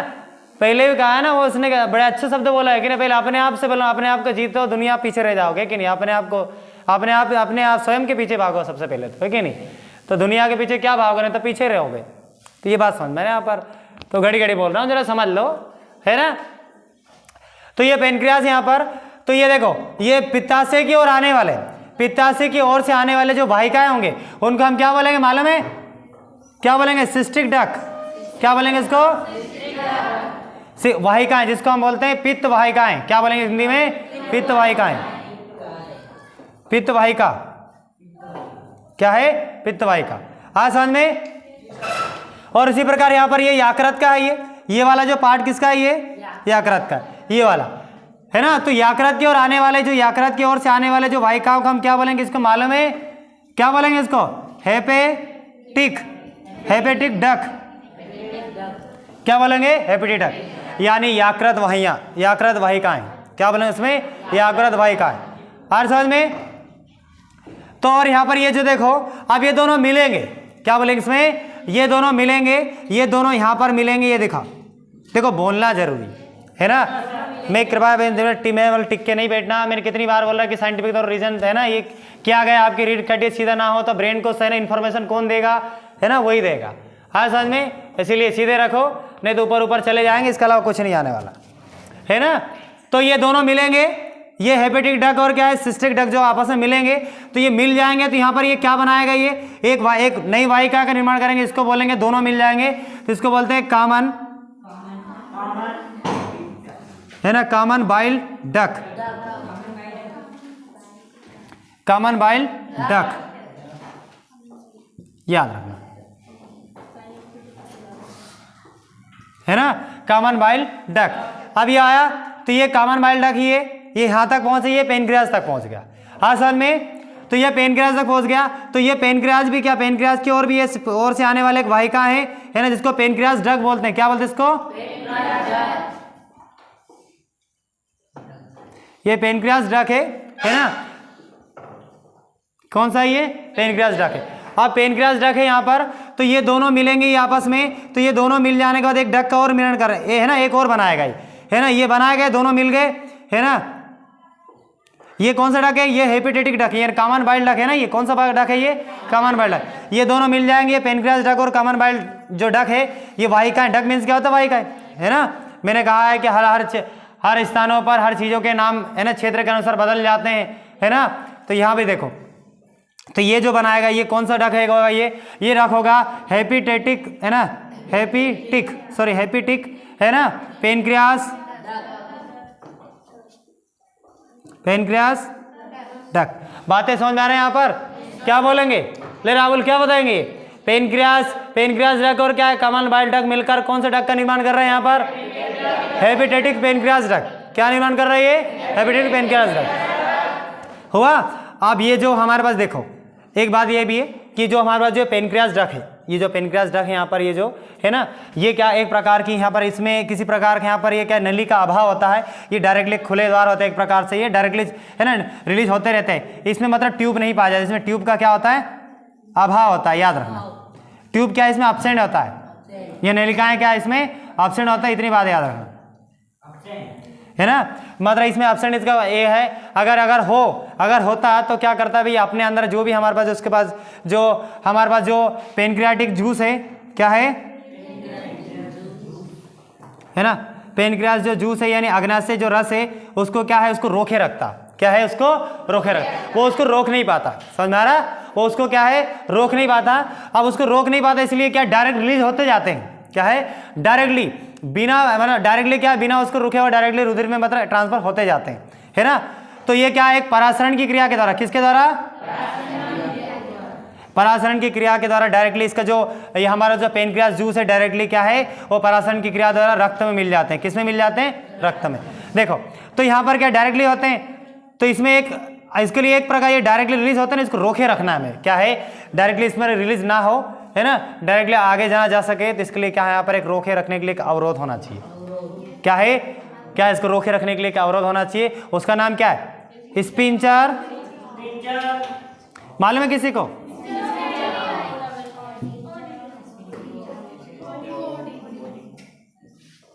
है ना, स्पिंचर ऑफ ODDI। क्या है? ODDI। ODDI क्यों बोल रहे हैं? क्योंकि ये अमाशय का ये नीचे वाला भाग आंत में जा रहा है। अब ये आंत की ओर जा रहा है ना, आंत के हमारे जो इंटेस्टाइन के कितने भाग है, कितने भाग है हमारे आंतों के, कितने छोटी आंत के कितने है ना, कितने भाग है? 3। एक होता है ड्यूडेनम और एक होता है जेजुनम और एक इलियम। तो ये ड्यूडेनम की ओर आ रहा है, किसकी ओर आ रहा है? ड्यूडेनम की ओर आ रहा है ना ये, तो ये ड्यूडेनम की ओर आ रहा है, तो इसीलिए हम इसका जो ड्यूडेनम की ओर ये बना हुआ ये जो अवरोधनी है ना, तो इसी अवरोधनों के स्पिंचर ऑफ ODDI, मतलब ड्यूडेनम के अनुसार इसका नाम ODDI रखा गया। समझ आ रहा है ये? तो स्पिंचर ऑफ ODDI हिंदी में बोलते हैं इसमें ग्रहणी अवरोधनी।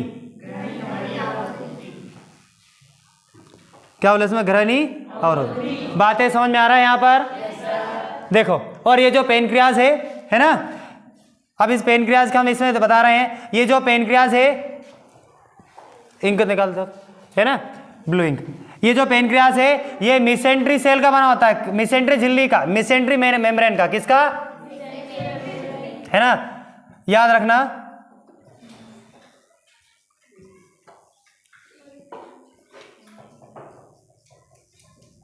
याद रखो, मैं लास्ट में सभी से क्वेश्चन पूछने वाला हूं, ध्यान रखो, है ना।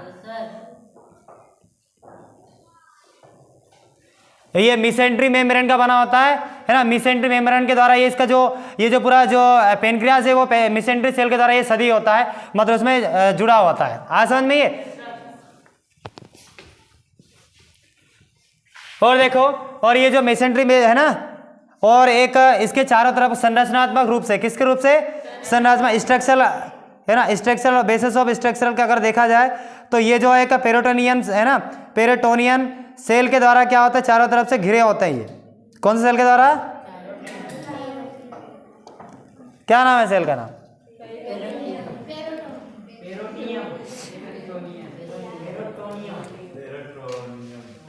जिसको भविष्य में कुछ बड़ा कुछ करना है, भविष्य में बड़े डॉक्टर बनना हो, बड़े भगवान का उपाधि प्राप्त करना है जिसको, तो भैया सीख लो, है ना, है ना। अब तो अपना भी तो डॉक्टर बनने का कोई वो नहीं है, बाकी जो है जिनको करना है तो सीख लो इन चीज़ों को, है ना, नहीं तो भविष्य में रह जाओगे पीछे। देखो तो यहाँ पर क्या बोले, इसमें ये जो पेनक्रियास है ये किसका बना होता है? मिसेंट्री मेम्ब्रेन का। मिसेंट्री मेम्ब्रेन मतलब मिसेंट्री झिल्ली हम जिसको बोलते हैं, मेम्ब्रेन में कहते हैं झिल्ली, है ना। और अगर संरचनात्मक रूप से गए, अगर स्ट्रक्चरल अगर इसको फॉर्म की बात करें, है ना, स्ट्रक्चरल तौर पर देखा जाए तो ये जो होता है कौन से सेल के द्वारा होता है? ये होता है है ना, पेरोटीनियम। पेरोटिनियम सेल के द्वारा मतलब मेम्ब्रेन के द्वारा ये चारों ओर से क्या होता है, घिरा होता है ना। ये जो पेनक्रियास है ये है ना, पेरोटिनियम झिल्ली के द्वारा चारों ओर से क्या होता है, घिरा होता है ना। अब घिरा हुआ है तो अब घिरे होने के कारण क्या होता है, घिरे होने के कारण ये एक प्रकार की इनपे है ना, अगर हम टिश्यू की बात करें तो इनमें कनेक्टिव टिश्यू क्या है, भरपूर मात्रा में भरे होते हैं। क्या है, कनेक्टिव टिश्यू इसके अंदर जो है, इसके अंदर कनेक्टिव टिश्यू क्या है, भरपूर मात्रा में भरे होते हैं। कौन सा टिश्यू, कनेक्टिव टिश्यू क्या है, इसमें पूरा भरा होता है, जिसके कारण एक समूह का निर्माण करता है। किसका निर्माण करता है, एक ग्रुप। देखो ये कनेक्टिव इस प्रकार बना देते हैं, ये बहुत सारे कनेक्टिव टिश्यू है, क्या है ये, है ना, ये बहुत सारे कनेक्टिव टिश्यू है ना, तो जुड़े हुए एक दूसरे से। तो ये कनेक्टिव टिश्यू के कारण ये क्या है, एक प्रकार का ग्रुप का निर्माण करता है। किसका, एक समूह का निर्माण करता है। किसका, है ना, उस समूह को बोलते हैं एसिनस। उस समूह को क्या बोलते हैं, बहुत सारे समूह का निर्माण करते हैं, तो प्रत्येक समूह को हम बोलते हैं एसिनस। क्या बोले इसमें, समूह। बातें समझ में आ रहा है। जो पेनक्रियास है वो क्या है, एक मेसेंट्री मेम्ब्रेन के द्वारा क्या होता है, इसमें सदा होता है, मतलब उसके ऊपर ये जो इस प्रकार ये मेसेंट्री ऊपर भी मैं कर देता हूँ इस प्रकार, ये है समझ में, ये मेसेंट्री मेम्ब्रेन के द्वारा ये यानी इसके ऊपर सदे हुआ है, यानी घिरा हुआ ये। अगर इसको संरचनात्मक रूप से देखा जाए, संरचनात्मक रूप से देखा जाए कि पूरा शरीर किसका कुछ कौन से झिल्ली का बना होता है, तो कौन से, पेरोटेनियन है, क्या है, पेरोटिनियम झिल्ली के द्वारा ये क्या है, चारों तरफ से घिरा हुआ है, याद रखो। आज समझ में यहाँ पर आप देखो, और ये जो इसमें इसके अंदर पूरे इसके अंदर है क्या, कनेक्टिव टिश्यू। कनेक्टिव टिश्यू भरपूर मात्रा में भरा हुआ है ना। आ रहा समझ में युवराज, कनेक्टिव टिश्यू भरपूर मात्रा में से भरा हुआ है, और इस कनेक्टिव टिश्यू के बहुत ज्यादा भरे होने के कारण एक प्रकार के समूह का निर्माण करता है। किसका, समूह का निर्माण। अब उस समूह को बोलते हैं एसिनस। क्या बोलेंगे, एसिनस। और यही एसिनस क्या है, और यही एसिनस क्या करते भाई, है ना, यही एसिनस क्या है, पेनक्रियास जूस का निर्माण करता है। किसका, मतलब पेनक्रियास जूस का मतलब क्या, अग्नाशय से ही रस। किसका निर्माण करता है, अग्नाशय से ही रस। ये हम कौन सा है, सभी पढ़ने वाले, अभी तो ये आकृत बाकी है अभी, है ना, अभी तो ये पेनक्रियास को ही पढ़ रहे हैं अपन, है ना। तो क्या कर रहे हैं इसमें, ये जो पेनक्रियास जूस का निर्माण कौन कर रहा है यहाँ पर, ये पेनक्रियास जूस का निर्माण कर रहा है एसिनस। एसिनस है ना, क्या कर रहा है वो, एसिनस पेनक्रियास जूस का निर्माण कर रहा है ये। आप देखो पेनक्रियास में सहयोजी ऊतकों की बनी क्या है, पेनक्रियास, ये जो है ना, किसका अंदर देखा, पेनक्रियास में। जिसको बड़ा कुछ करना हो तो कृपया ध्यान से देखें, और जिसको है ना भविष्य में कुछ बहुत छोटा बनना हो, जैसे भाई जिसके मेरा और मेरे जो है ना परिवारों का पेट पालन पालन हो सके, उतने ही बस, उतने में संतुष्ट रहना चाहे तो ज़्यादा उसको सीखने की आवश्यकता नहीं है कि नहीं। जिसको बड़ा कुछ करना है अपने लिए भी और अपने देश के लिए भी, और अपने साथ साथ भैया भविष्य में कुछ बड़ा कर दें और अपना नाम देश को छोड़ के चले जाए और देश उसका नाम गुणगान करे, है ना, ऐसा कुछ करने की चाहत रखते हो भाई, है ना। जरूर नहीं है कि देश में व्यक्ति शहीद होकर ही मतलब तुम देश को नाम ऊंचा कर सकते हो, ऐसा थोड़ी होता है ना। क्योंकि देश का है ना, यानी शारीरिक तौर पर तो देश को थोड़ी मजबूती बना सकते हैं, है ना, कि देश में हर व्यक्ति शहीद होकर सही ना जी मतलब देश को उज्जवल बना सकते हैं, ऐसा संभव नहीं है। ज्ञान भी होना चाहिए, है ना। अनपढ़ लोग भी शहीद में चले जाते हैं, यानी आर्मी में चले जाते हैं, है ना। कोई भी लल्लू, कोई भी आके, कोई भी है ना बाहर, यानी पाकिस्तानी फौज, उसको कोई भी बेवकूफ़ बना सकता है और कभी भी उसको गोली मार सकता है। पढ़ना बहुत जरूरी है। तो ये क्या बोले इसमें, ये जो पेनक्रियास जूस की बात है, पेनक्रियास की बात कर रहे हैं, किसकी, पेनक्रियास। तो पेनक्रियास में क्या होता है कि संयोजी ऊतकों का बना एक पीले रंग का एक समूह होता है। पेनक्रियास में क्या है, संयोजी कनेक्टिव टिश्यू का, किसका, ये पेनक्रियास में कनेक्टिव टिश्यू का बना हुआ येलो रंग के, कैसे, है ना, येलो रंग का, कैसे, है ना, येलो कलर का, यानी पीले रंग का क्या, एक क्या है, एक समूह होता है, यानी एक ग्रुप होता है ना, जिसे हम बोलते हैं, है ना, जिसे बोलते हैं आइसलैंड, है ना, आइसलैंड ऑफ लेगरहैंस। मालूम है लेगरहैंस के द्वीप मतलब क्या होता है, आइसलैंड।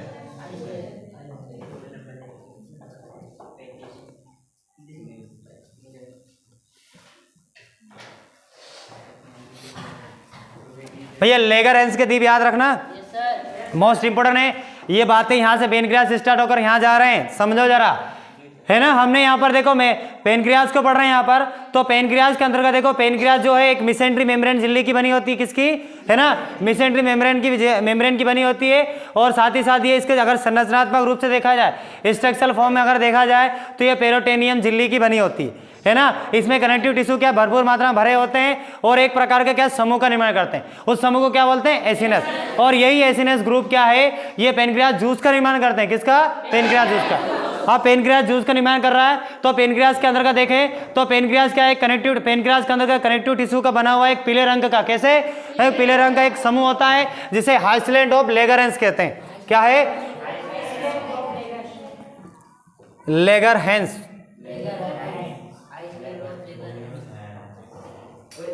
हम भी एक द्वीप में रहते हैं, हमारा भारत देश भी एक द्वीप है, मालूम है, हमारा भारत देश भी क्या एक प्रकार का द्वीप है। मैंने पहले भी कहा है कि जो भारत जो देश है ना, देखो ये भारत जो मैंने पहले कहा, देखो ये भारत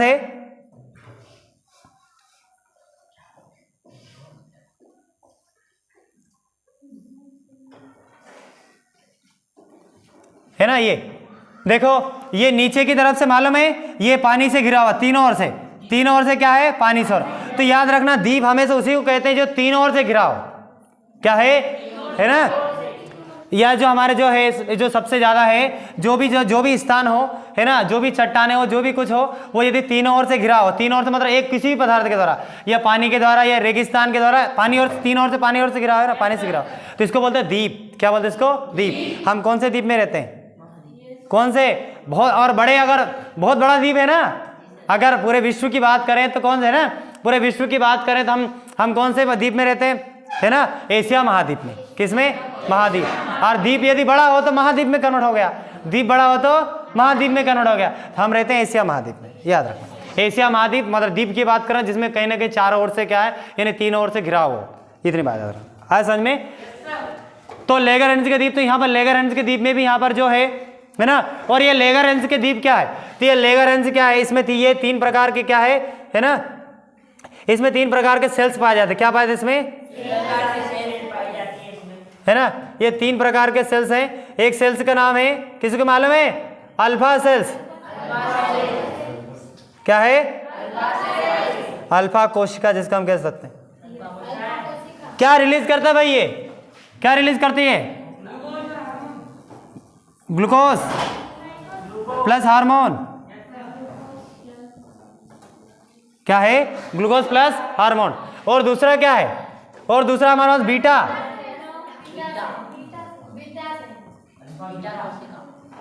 बीटा कोशिका। ये क्या रिलीज करती है, किसको मालूम है भैया, मैंने बोला इंसुलिन जो हार्मोन है वो बीटा सेल्स के द्वारा बनाया जाता है। इंसुलिन मालूम है ना, और इंसुलिन मैंने बोला, इंसुलिन इंजेक्शन लेने की क्यों आवश्यकता पड़ता है, इंसुलिन इंजेक्शन लेने की क्यों आवश्यकता पड़ता है, किसको मालूम है। हमारे शरीर में यदि किसी प्रकार के जैसे है ना, यानी ब्लड में यदि शुगर की कमी हो जाए, ब्लड में क्या है, यदि शुगर की कमी हो जाए, यानी बीपी हो जाए, हार्ट प्रेशर की बीमारी आ रहा हो तुम्हें, है कि नहीं, तो इसीलिए हम इंसुलिन का लेते हैं, याद रखना, विशेषकर याद रखना। और इंसुलिन हार्मोन जो बनाया जाता है, किसके द्वारा बनाया जाता है, इंसुलिन, है ना, इंसुलिन बीटा सेल्स के द्वारा इंसुलिन को बनाया जाता है, याद रखना, है ना। और इंसुलिन बनाने के लिए अगर जिस जीन की जरूरत पड़ता है, उस जीन को बोलते हैं बीटा जीन। इंसुलिन को बनाने के लिए भैया जिस जीन की आवश्यकता पड़ती है, उस जीन को क्या बोलते हैं, बीटा जीन। जीन क्या है, एक अनुवांशिक पदार्थ है, जीन क्या है, एक प्रकार का अनुवांशिक। तीसरा है डेल्टा। क्या है, डेल्टा कोशिका। क्या है, डेल्टा कोशिका। देखो तो डेल्टा कोशिका क्या बनाती है भाई, है ना भैया, ये गैस्ट्रिक ग्रंथि है ना, कौन सा है, डेल्टा सेल नहीं, ओनली ये सीरोटेनिन दिया होगा तुम्हारे इसमें, गैस्ट्रिन में था ना, गैस्ट्रिन में था ये।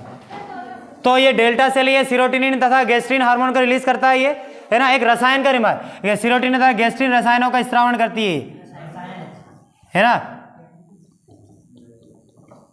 आज समझ में ये डेल्टा सेल याद रखना। और एक बात, ये जो लेगरहैंस के द्वीप है ये एक प्रकार के दो हार्मोन को रिलीज करती है। कौन सा है ना, ये है अपने पास एक होता है ये है ना, ये लेगरहैंस के द्वीप क्या कौन से इसका रिलीज करता है, एक होता है ग्लूको है ना, ग्लूकेगॉन, क्या बोले इसमें, ग्लूकोगेन प्लस इंसुलिन, क्या है, इंसुलिन। तो लेगरहैंस के जो द्वीप है दो प्रकार का हार्मोन रिलीज करती है, क्या है, क्या है, ग्लूकेगॉन प्लस इंसुलिन। ये दोनों मिलकर ये क्या बनाते हैं, है ना, ये बनाते हैं गेस्ट्रो है ना,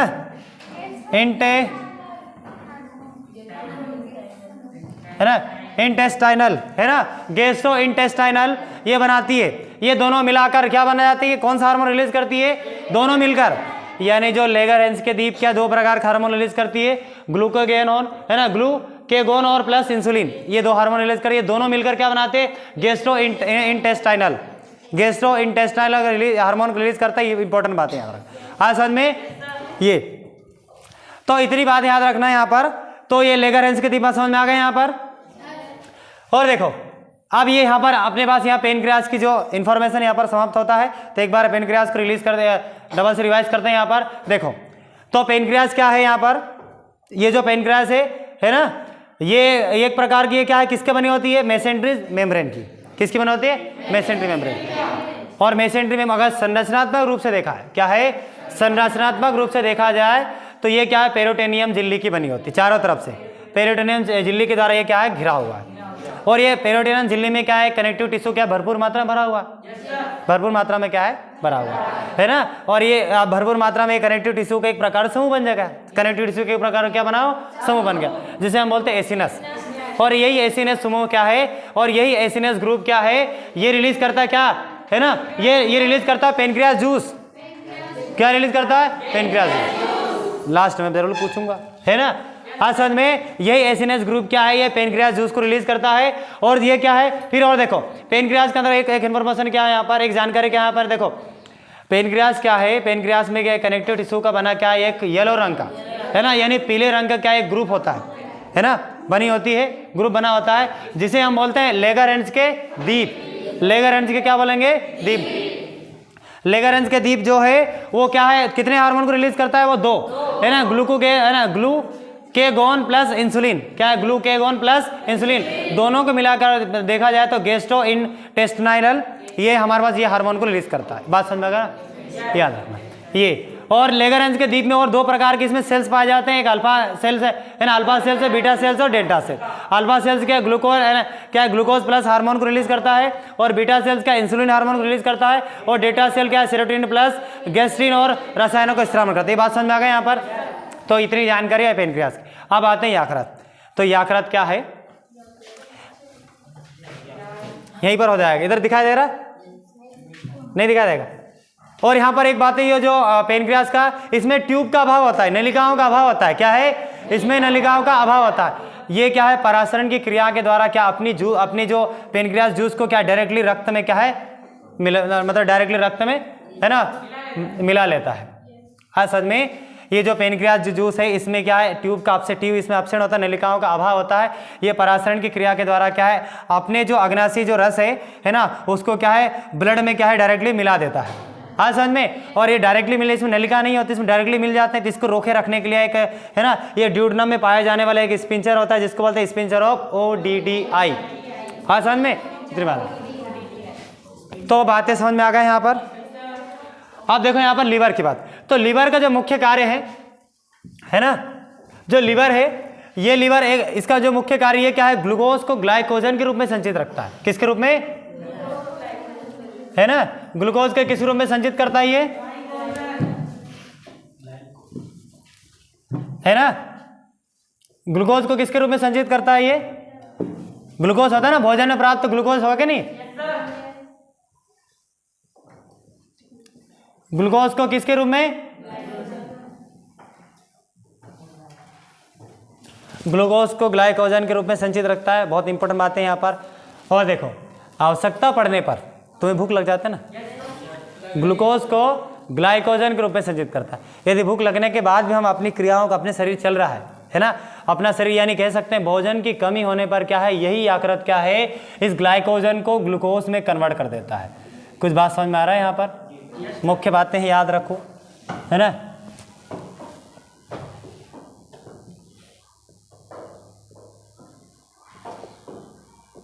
बहुत ज़्यादा बताने वाला हूँ मैं, समझ लो, है ना। तो लीवर क्या है, भोजन को क्या है, मतलब ग्लूकोज को ग्लाइकोजन के रूप में संचित रखता है। किसके रूप में? ग्लाइकोजन। और आवश्यकता पड़ने पर, मतलब भोजन की कमी होने पर ये ग्लाइकोजन क्या है, वापस ग्लूकोज में कन्वर्ट हो जाता है। वापस क्या है, मतलब इसका ग्लूकोज को रिलीज करने लग जाता है। भोजन हमें हो जाता है ना, होता कि नहीं होता, है ना। भूख लगने जाता है तो शरीर फिर भी, है ना, मतलब काम करने योग्य नहीं रह पाता, तो उस समय क्या है, ये रिलीज करता है ग्लाइकोजन क्या, ग्लूकोज में, है ना। तभी जाकर हमारे शरीर में भोजन खत्म होने के बाद भी क्या है, हम हमारे शरीर को एक्टिवेट रख पाते हैं। तो इसका कारण यही है ना। और ये क्या करता है ना, और हमारे ये जो क्या करता है, हमारे शरीर में जो प्रोटीन होता है, प्रोटीन की मात्रा, प्रोटीन जो हमारे शरीर में जो पूरा शरीर जो है ना, प्रोटीन को ज़्यादा क्या है, ज़्यादा समय तक संचय नहीं कर सकता, संचित नहीं रख पाता, है ना। हमारा जो शरीर है प्रोटीन को ज़्यादा समय तक संचित नहीं रख पाता, है ना, ज़्यादा समय तक नहीं संचित रखता। तो ये क्या है, इस प्रोटीन को क्या है ना, प्रोटीन किस रूप में बनता है मालूम है? अमीनो अम्ल में, मालूम है?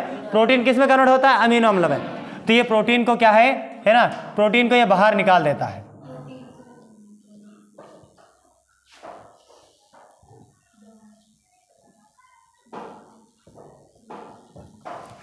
चल रहा ना इधर, दम तो नहीं तोड़ रहा है ना।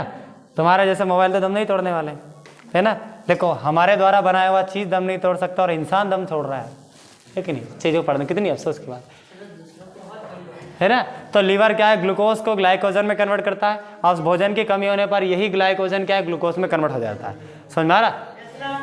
हमारा शरीर है प्रोटीन को ज़्यादा समय तक, मतलब अमीनो अम्ल को, किसको, अमीनो अम्ल को, है ना, अमीनो अम्ल को ज़्यादा समय तक क्या है, ये मतलब संचित नहीं रख पाता ये, है ना। तो इसको क्या है, बाहर क्या है ना, बाहर क्या है, निकाल देता है। ये लीवर का ही काम है आज समझ में। और क्या है, और ये हमारे शरीर में जो अमीनो अम्ल क्या है ना, अमीनो अम्ल प्लस, सॉरी अमीनो अम्ल ने कार्बन, अमोनिया क्या है, यही यकृत क्या है, अमोनिया प्लस कार्बन डाइऑक्साइड से यूरिया बनाता है। क्या बनाता है? यूरिन हम कह सकते हैं। अब यूरिया बन गया तो यूरिन बन गया, है ना। आज समझ में, यही लीवर क्या है, अमोनिया और कार्बन डाइऑक्साइड को मिलाकर क्या, यही अमोनिया क्या है ना, मतलब यही लीवर क्या है, कार्बन डाइऑक्साइड अमोनिया को मिलाकर क्या, यूरिया का निर्माण करता है। आज समझ में। और जिसका हमारे शरीर में उपयोग ही नहीं है, और आवश्यकता पड़ने पर, है ना, इसको बाहर निकाल दिया जाता है। क्या है, जिनका या आपसे ये कोई कार्य नहीं है ना, इसका बाहर निकाल देते हैं इसको, याद रख, यूरिया का क्या, ये बात समझ में आ रहा है। और यही यकृत, यही जो यकृत है ना, यही यकृत क्या, मृत आरबीसी से, कैसे, है ना, डेथ आरबीसी से, मृत आरबीसी से क्या है, मृत आरबीसी से, मृत आरबीसी के हीमोग्लोबिन से क्या है, मृत आरबीसी के हीमोग्लोबिन से, कौन से, 2 मिनट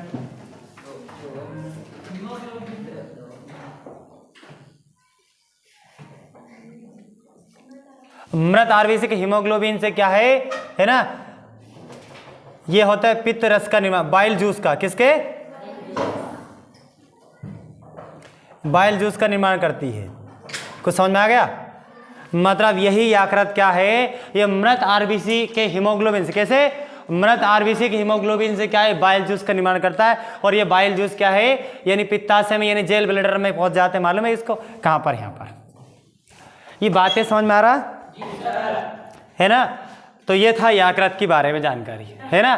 किसका था, यकृत। अब हमारे पास एक लास्ट बाकी है, ये तो ये हमारा पित्ताशय। कौन सा बाकी है, पित्ताशय। बात समझ में आ गया? किसी को बोरिंग नहीं लग रहा? देखो बात ऐसा मैंने पहले कहा है, हम यदि हमारे सोच बड़ा रखोगे ना, तो ये शरीर भी बड़े उसी प्रकार बड़े इस तरह में कार्य करना शुरू कर देते हैं। तुम इस प्रकार सोच लंबी नहीं है ना तुम्हारी, अभी तुम सोच ही नहीं पा रहे हो कि भाई करना क्या, हम क्यों पढ़ रहे हैं, ये इतने बार क्यों पढ़ रहे हैं कि नहीं। इसका अर्थ समझ लो, समझ पता चल जाएगा, है कि नहीं। और इसको पढ़ने से हमारे पास क्या क्या बेनिफिट होने वाले इसको समझ लो तो समझ में आ जाएगा तुमको, है ना। नहीं तो ऊपर ही ऊपर जाएंगे, है ना। तो अब यहाँ पर देखो, अब पित्ताशय के बारे में देखो, ये हो गया ये, और स्पेस की जो कमी पड़ गया ऊपर यहाँ देखते हैं। माइक भी बोल रहा शायद, बस मगर मैं किसी के कहने और किसी के इन चीज़ों से मैं रुकने वालों में से नहीं हूँ, उसको पता होना चाहिए।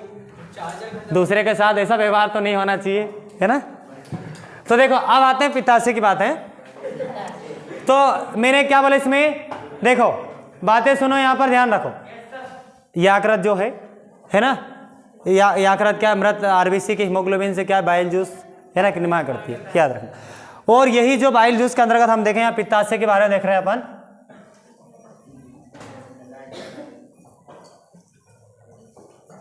पित्ताशय जो पित्त रस का स्रावन करती है,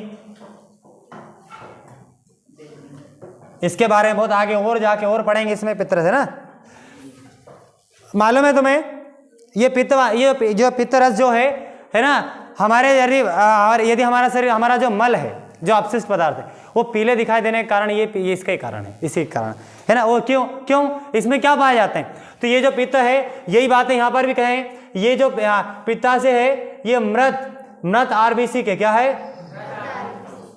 मृत आरबीसी के हीमोग्लोबिन से, मृत आरबीसी के हीमोग्लोबिन से क्या है, ये कौन सा, एक बिलीवर्डिन, क्या है,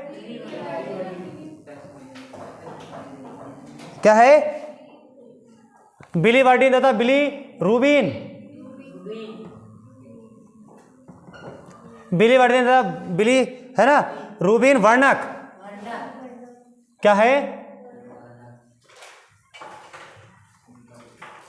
है, बिलीवर्डिन। देखो जैसे क्लोरोफिल है ना, ये हमारे शरीर पेड़ पौधे में जो वर्णक पाया जाता है, वर्णक का नाम मालूम है ना, क्लोरोफिल है ना, मालूम है कि नहीं, क्लोरोफिल या हरित लवक, ये पता है किसी के बात, पत्तियों में पाया जाता। तो ये जो पित्त रस है, ये क्या कर रहा है, मृत आरबीसी के हीमोग्लोबिन से बिलीवर्डिन तथा बिलीरुबिन वर्णक का निर्माण करता है। हाँ समझ में इतना। तो बिलीवर्डिन तथा बिलीवर्डिन कौन से आरबीसी से निर्माण हो रहा है, ये मृत आरबीसी के हीमोग्लोबिन से, कैसे, मरे हुए, समझ में आ रहा है ये। और ये जो इसकी अधिकता से मालूम है, इसकी सांद्रता, इसकी अधिकता से मालूम है ना, इसकी अधिकता से हमारा जो त्वचा है ना, जैसे हमारा जो सफेद जो त्वचा है ना, ये त्वचा, फिर आंख, त्वचा और आंख का जो सफेद भाग है, त्वचा और आंख का जो सफेद भाग है, वो पीले पड़ जाते हैं, मालूम है, पीले पड़ जाते हैं कि नहीं पड़ जाते, यानी त्वचा और क्या है, आंख के सफेद भाग, इसकी अधिकता से, किसके, बिलीवर्डिन तथा बिलीरुबिन वर्णक के कारण क्या है ना, इनकी अधिकता से ज्यादा मात्रा में बढ़ जाए ना ये, तो क्या हमारा जो त्वचा जो है ना, त्वचा और आंख के जो सफेद भाग है, आंख का सफेद भाग दिखा है ना, क्या आंख त्वचा, इसमें कैसे हो जाता है, पीले हो जाते हैं, कैसे हो जाते हैं, है ना, जिसके कारण मनुष्य में कौन सा बीमारी होता है, पीलिया, कौन सा रोग होता है, तो याद रखो, पीलिया रोग कौन से वर्णक के कारण हो रहा है भाई, बिलीवर्डिन तथा बिलीरुबिन वर्णक के कारण पीलिया रोग होता है। कुछ बात समझ, बिलीवर्डिन तथा है ना बिलीरुबिन वर्णक के कारण पीलिया रोग होता है। और ये रोग क्या है, और एक बात, ये रोग और किस तरीके से होता है, ये रोग क्या है, यकृत में, किसमें, यकृत में पाए जाने वाले कुछ जो है ना विषाणुओं के कारण भी होता है, विषाणुओं के संक्रमण के कारण भी होता है। अब विषाणु के संक्रमण के कारण, क्यों विषाणु संक्रमण का कारण है, यहाँ पर देखो, यहाँ पर मिल रहा है, ये दोनों मिलेंगे ना, इधर से यकृत की ओर से आ रहा है और इधर पित्ताशय की ओर आ रहा है, ये दोनों आपस में संक्रमण, किसी कारणवश यहाँ बैक्टीरिया हो, तो यकृत में किसी प्रकार का अगर बैक्टीरिया हो तो ये इसमें जो हमारे पास जो बिलीवर्डिन और ये है ना, ये जो इनको क्या, इनकी मात्रा परिवर्तित कर देगा, तो परिवर्तित करने से क्या होगा, पीलिया रोग हो जाएगा। बातें समझ में आ रहा है, अब कुछ नहीं है ना, अब बताने कुछ नहीं रहा है ना, अब डबल से रिवाइज करा दे तो इसके अलावा कुछ नहीं है, देख लो जरा, है ना। तो यहाँ पर देखो, ये कहाँ से था अपन, पेनक्रियाज, ये आकृत से, ये आकृत और पित्ताशय, देखो तो ये यहाँ पर देख लो डबल से, है ना, ये पित्ताशय यकृत, देखो पित्ताशय से, पित्ताशय की ओर, पित्ता की है ना, पित्ताशय की ओर से आने वाले वाहिकाएं को हम बोलते हैं सिस्टिक डक्ट, क्या बोलते हैं, और यकृत की ओर से आने वाले यानी डक जो है वाहिका को बोलते हैं हम हेपेटिक डक। हेपेटिक डक्ट, क्या बोलेंगे? Hepatic duct. दोनों मिलेंगे, दोनों मिलकर क्या बनाएंगे? कॉमन बाइल डक्ट बनाएंगे। कौन सा क्या बनाएंगे? कॉमन बाइल डक्ट बनाएंगे। प्रिया सही बोलो, इतने भीड़ में आवाज में मेरी कान तुम्हारे बातों को ही फोकस करता है।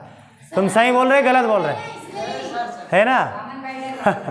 बात समझा रहे हैं यहाँ पर? तो ये दोनों मिलकर ये कौन सा भाई का निर्माण? Common bile duct. अब ये डक इधर आया है ना? आप देखो फिर कॉमन बाइल डक और ये इधर देखो, ये वाला जो डक इसको बोलते हैं पेनक्रियास डक, यानी पेनक्रियास की ओर से ये दोनों मिला। ये दोनों मिलने के बाद यहाँ पर क्या है? ये कौन सा डक का निर्माण करता है? ये निर्माण करता है हेपेटेटिक पेनक्रियास डक।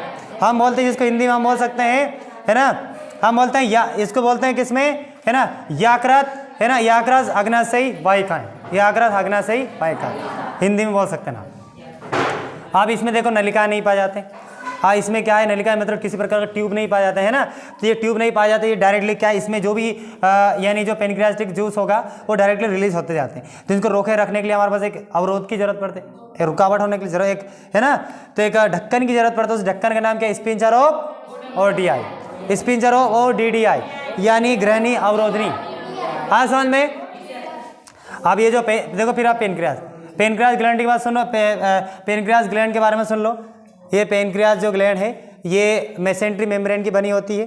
अगर संरचनात्मक रूप से देखा जाए तो ये पेरोटीनियम झिल्ली की बनी होती है, जिसमें क्या है? कनेक्टिव टिश्यू भरा होता है ना। जो कनेक्टिव टिश्यू भरे होने के कारण एक समूह का निर्माण करता है। किसका? एक समूह का निर्माण करता है जिसे बोलते हैं एसिनस, है ना। और यही एसिनस जो ग्रुप है, यही एसिनस ग्रुप क्या है? पेनक्रियास जूस का निर्माण करता है। किसका? पेनक्रियास जूस का, है ना।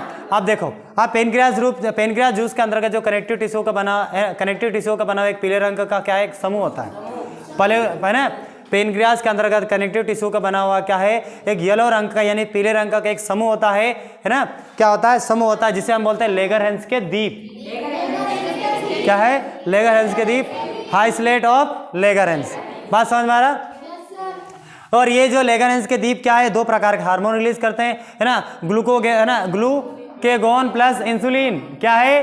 ग्लूकोगेन प्लस इंसुलिन, दोनों मिलाकर एक नए हार्मोन के निर्माण, दोनों मिल जाते हैं तो उस हार्मोन का नाम क्या है? Gastrointestinal, gastrointestinal. आया समझ में? ये और लेगरहैंस के अंतर्गत और भी देखा जाए तो लेगरहैंस में 3 प्रकार के सेल्स पाए जाते हैं। कौन कौन से? अल्फा सेल्स, बीटा सेल्स और डेल्टा सेल्स। अल्फा सेल्स क्या है? ग्लूकोज प्लस हार्मोन रिलीज करता है, और बीटा सेल्स क्या है? इंसुलिन हार्मोन रिलीज करता है, और डेल्टा सेल्स क्या है? सीरोटोनियम प्लस गैस्ट्रिन है और क्या है? रसायनों को रिलीज करता है। सीरोटोनियम और गैस्ट्रिन हार्मोन को रिलीज करते, इतनी याद रखें। आज समझ में यहाँ पर, है ना। और देखो और कुछ बातें रह गए क्या, है ना। देखो अब आते पित्ताशय के, देखो याकृत कौन सा बाकी? याकृत। तो याकृत के बारे में देखो, याकृत ग्रंथि के, तो याकृत क्या है? ग्लूकोज को ग्लाइकोजन के रूप में संचित रखता है। किसको? भोजन, है ना, ग्लूकोज को भोजन। लेकिन लास्ट में स्टार्च केवल नहीं बताया मैंने कि लास्ट में स्टार्च प्राप्त हो गया किसमें? ग्लूकोज में। हमारे पास स्टार्च पॉलीसेकेराइड था और मोनोसेकेराइड के रूप में ग्लूकोज प्राप्त हो गया। आज समझ में? तो ग्लूकोज क्या है? ग्लूकोज ग्लाइकोजन के रूप में संचित होता है ना। और भोजन की कमी होने पर क्या? भोजन की कमी होने, भूख लग गया तुमको, अभी अब तुम्हें भूख लग गया, अब जो तुम्हारा संचित, तुमने जो खाना खाया है ना, वो खाना खाया तुमने, उसकी ग्लूकोज के रूप में संचित किया, ग्लाइकोजन के रूप में संचित किया था। अब वो क्या है? वही ग्लाइकोजन ग्लूकोज के रूप में संचित हो रहा, मतलब निकल रहा है, तुम्हारे शरीर को एक्टिवेट बना रहा है ना, सक्रिय कर रहा है। हाँ समझ में? और क्या बात है इसमें? ये जो हमारे पास जो लिवर है, ये प्रोटीन को क्या है? हमारे यानी हमारा जो शरीर है ना, प्रोटीन को यानी अमीनो अम्ल है। प्रोटीन क्या है? प्रोटीन से क्या बनता है? अमीनो अम्ल बनता है। ये अमीनो अम्ल को काफी लंबे समय तक ज्यादा मात्रा में संचित नहीं रख पाता, तो ये क्या है? इसको क्या है? ये हमारे पास यही याकृत के इसको बाहर निकाल देता है। हाँ समझ में? ये याकृत इसको क्या कर देता है? बाहर निकाल देता है। और ये जो याकृत का एक मुख्य कार्य क्या है? याकृत क्या है? याकृत क्या है? अमीनो अम्ल और कार्बन डाइऑक्साइड को क्या है? यूरिया में बदल देता है। अमीनो अम्ल और कार्बन डाइऑक्साइड को यूरिया में बदल देता है, और यूरिया एक वेस्ट मटेरियल है, इसको बाहर निकाल दिया जाता है। मालूम है किसी को? याद रखना, है ना, इतनी बात याद रखना यहाँ पर। और क्या रह गए इसमें, है ना, पित्ताशय। तो ये पित्ताशय जो है ना, पित्ताशय क्या है? यानी कौन सा? बाइल जूस का निर्माण कर रहा है। पित्तरस मतलब बाइल जूस, पित्तरस मतलब बाइल जूस, है ना। और ये पित्तरसी क्या है? मृत आरबीसी के हीमोग्लोबिन से क्या है? बिलीवर्डिन तथा बिलीरुबिन वर्णक का निर्माण करता है। यही पित्ताशय क्या है? ये क्या मृत आरबीसी के हीमोग्लोबिन से क्या है बिलीवर्डिन तथा बिलीरुबिन वर्णक का निर्माण करता है, जिसकी मात्रा अधिक होने पर क्या है बिलीरुबिन व बिलीवर्डिन की मात्रा अधिक होने से क्या होता है हमारे जो शरीर का है ना त्वचा और आँख के जो सफ़ेद भाग होते हैं, त्वचा और आँख के सफ़ेद भाग होते हैं है ना, जैसे नाखून मालूम है, नाखून पीले, त्वचा और आँख के सफ़ेद भाग है ना, ये सब सफ़ेद ही रहते हैं। त्वचा और आँख के जो पीले भाग को क्या है ना पीले कर देते हैं, है ना, पीले कर देते हैं, जिससे और पीले हो गए तो मतलब पीलिया रोग, क्या हो गया वो पीलिया। और ये जो पीलिया रोग है ना, ये पीलिया रोग क्या है यकृत में उपस्थित विषाणुओं के संक्रमण से भी होता है, यकृत में विषाणुओं के संक्रमण से भी होता है। इतनी बात है ना, तो ये बात समझ में आ गया। तो उम्मीद है आप लोगों को समझ में आया होगा, है ना। तो मैं लास्ट में है ना यहाँ पर इसको मिटा रहा हूँ। मेरा क्वेश्चन है ना, मैं ये वीडियो बनेगा ना, तो इस वीडियो में सबसे पहले कौन इसमें सवाल इसमें कमेंट करके लिख के भेज देना। मैं इसे मिटा रहा हूँ और तुम्हें ऑप्शन में कम से कम 10 दे रहा हूँ, लिख सकते हो तुम, है ना।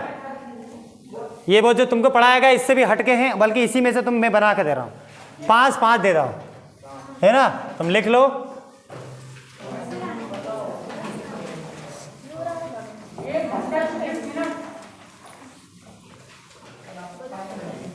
अच्छा, समझ में आ गया कि नहीं आया? क्यों ऐसा कोई जिसमें उसमें रह गया हो, ऐसा जिसको समझ में नहीं आया हो?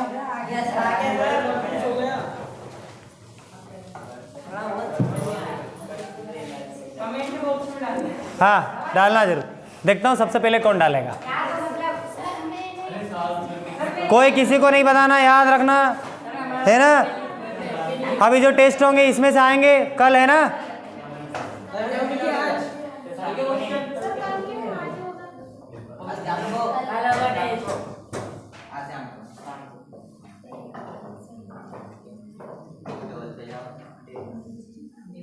अपना अपना ध्यान रखना है ना।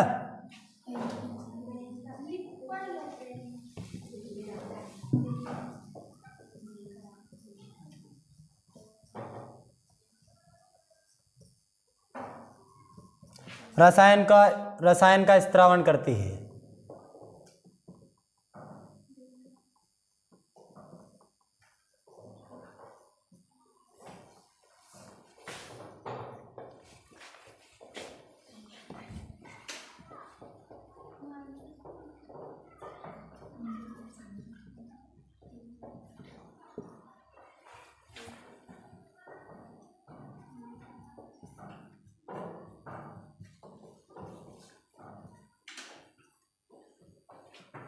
लिख लेना है ना।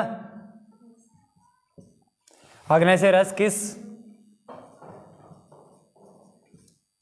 समूह से स्त्रावण होता है?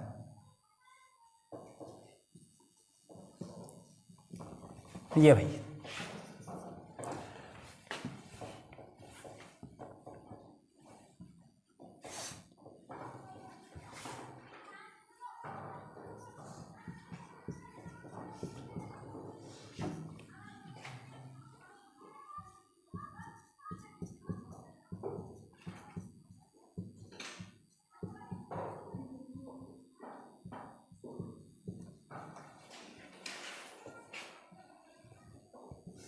लार में पाए जाने वाले ग्रंथियों की जोड़ियां कितनी होती है?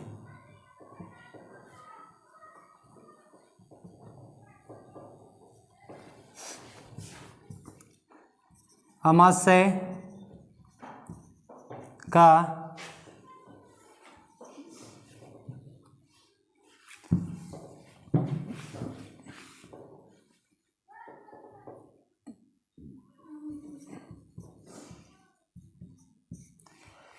है ना पीएच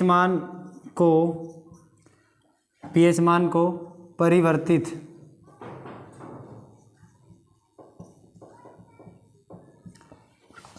करने वाले विद्युत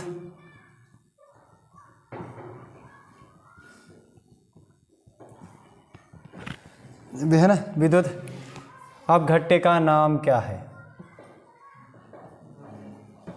ना।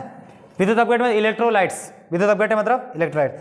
और एक मुख्य बात है मैंने यहाँ बताया नहीं तुम्हें, तुम्हारे एनसीईआरटी में दिया हुआ है, जो हमारे जो लार में है ना, ये देखो विद्युत कौन कौन से विद्युत अपघट्य, एक होता है सोडियम है ना, पोटेशियम है ना, और बाइकार्बोनेट। बाइकार्बोनेट मुख्य याद रखना, ये दिया हुआ है। बाइकार्बोनेट याद रखना, हमारे जो के क्यों कर दिया HCO3, बाइकार्बोनेट भी पाए जाते हैं लार में, है ना। कौन सा है? बाइकार्बोनेट। तो पीएच मान को परिवर्तित करने वाले विद्युत अपघट्य का नाम क्या है? है ना,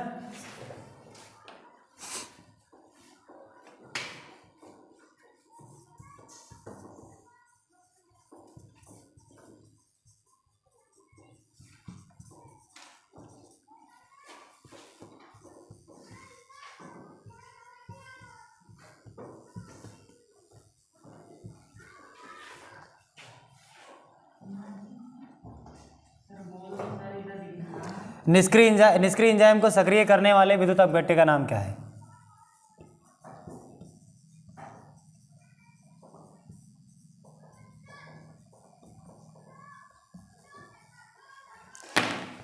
है ना। इसी के साथ अपनी क्लास को दी एंड करते हैं, है ना।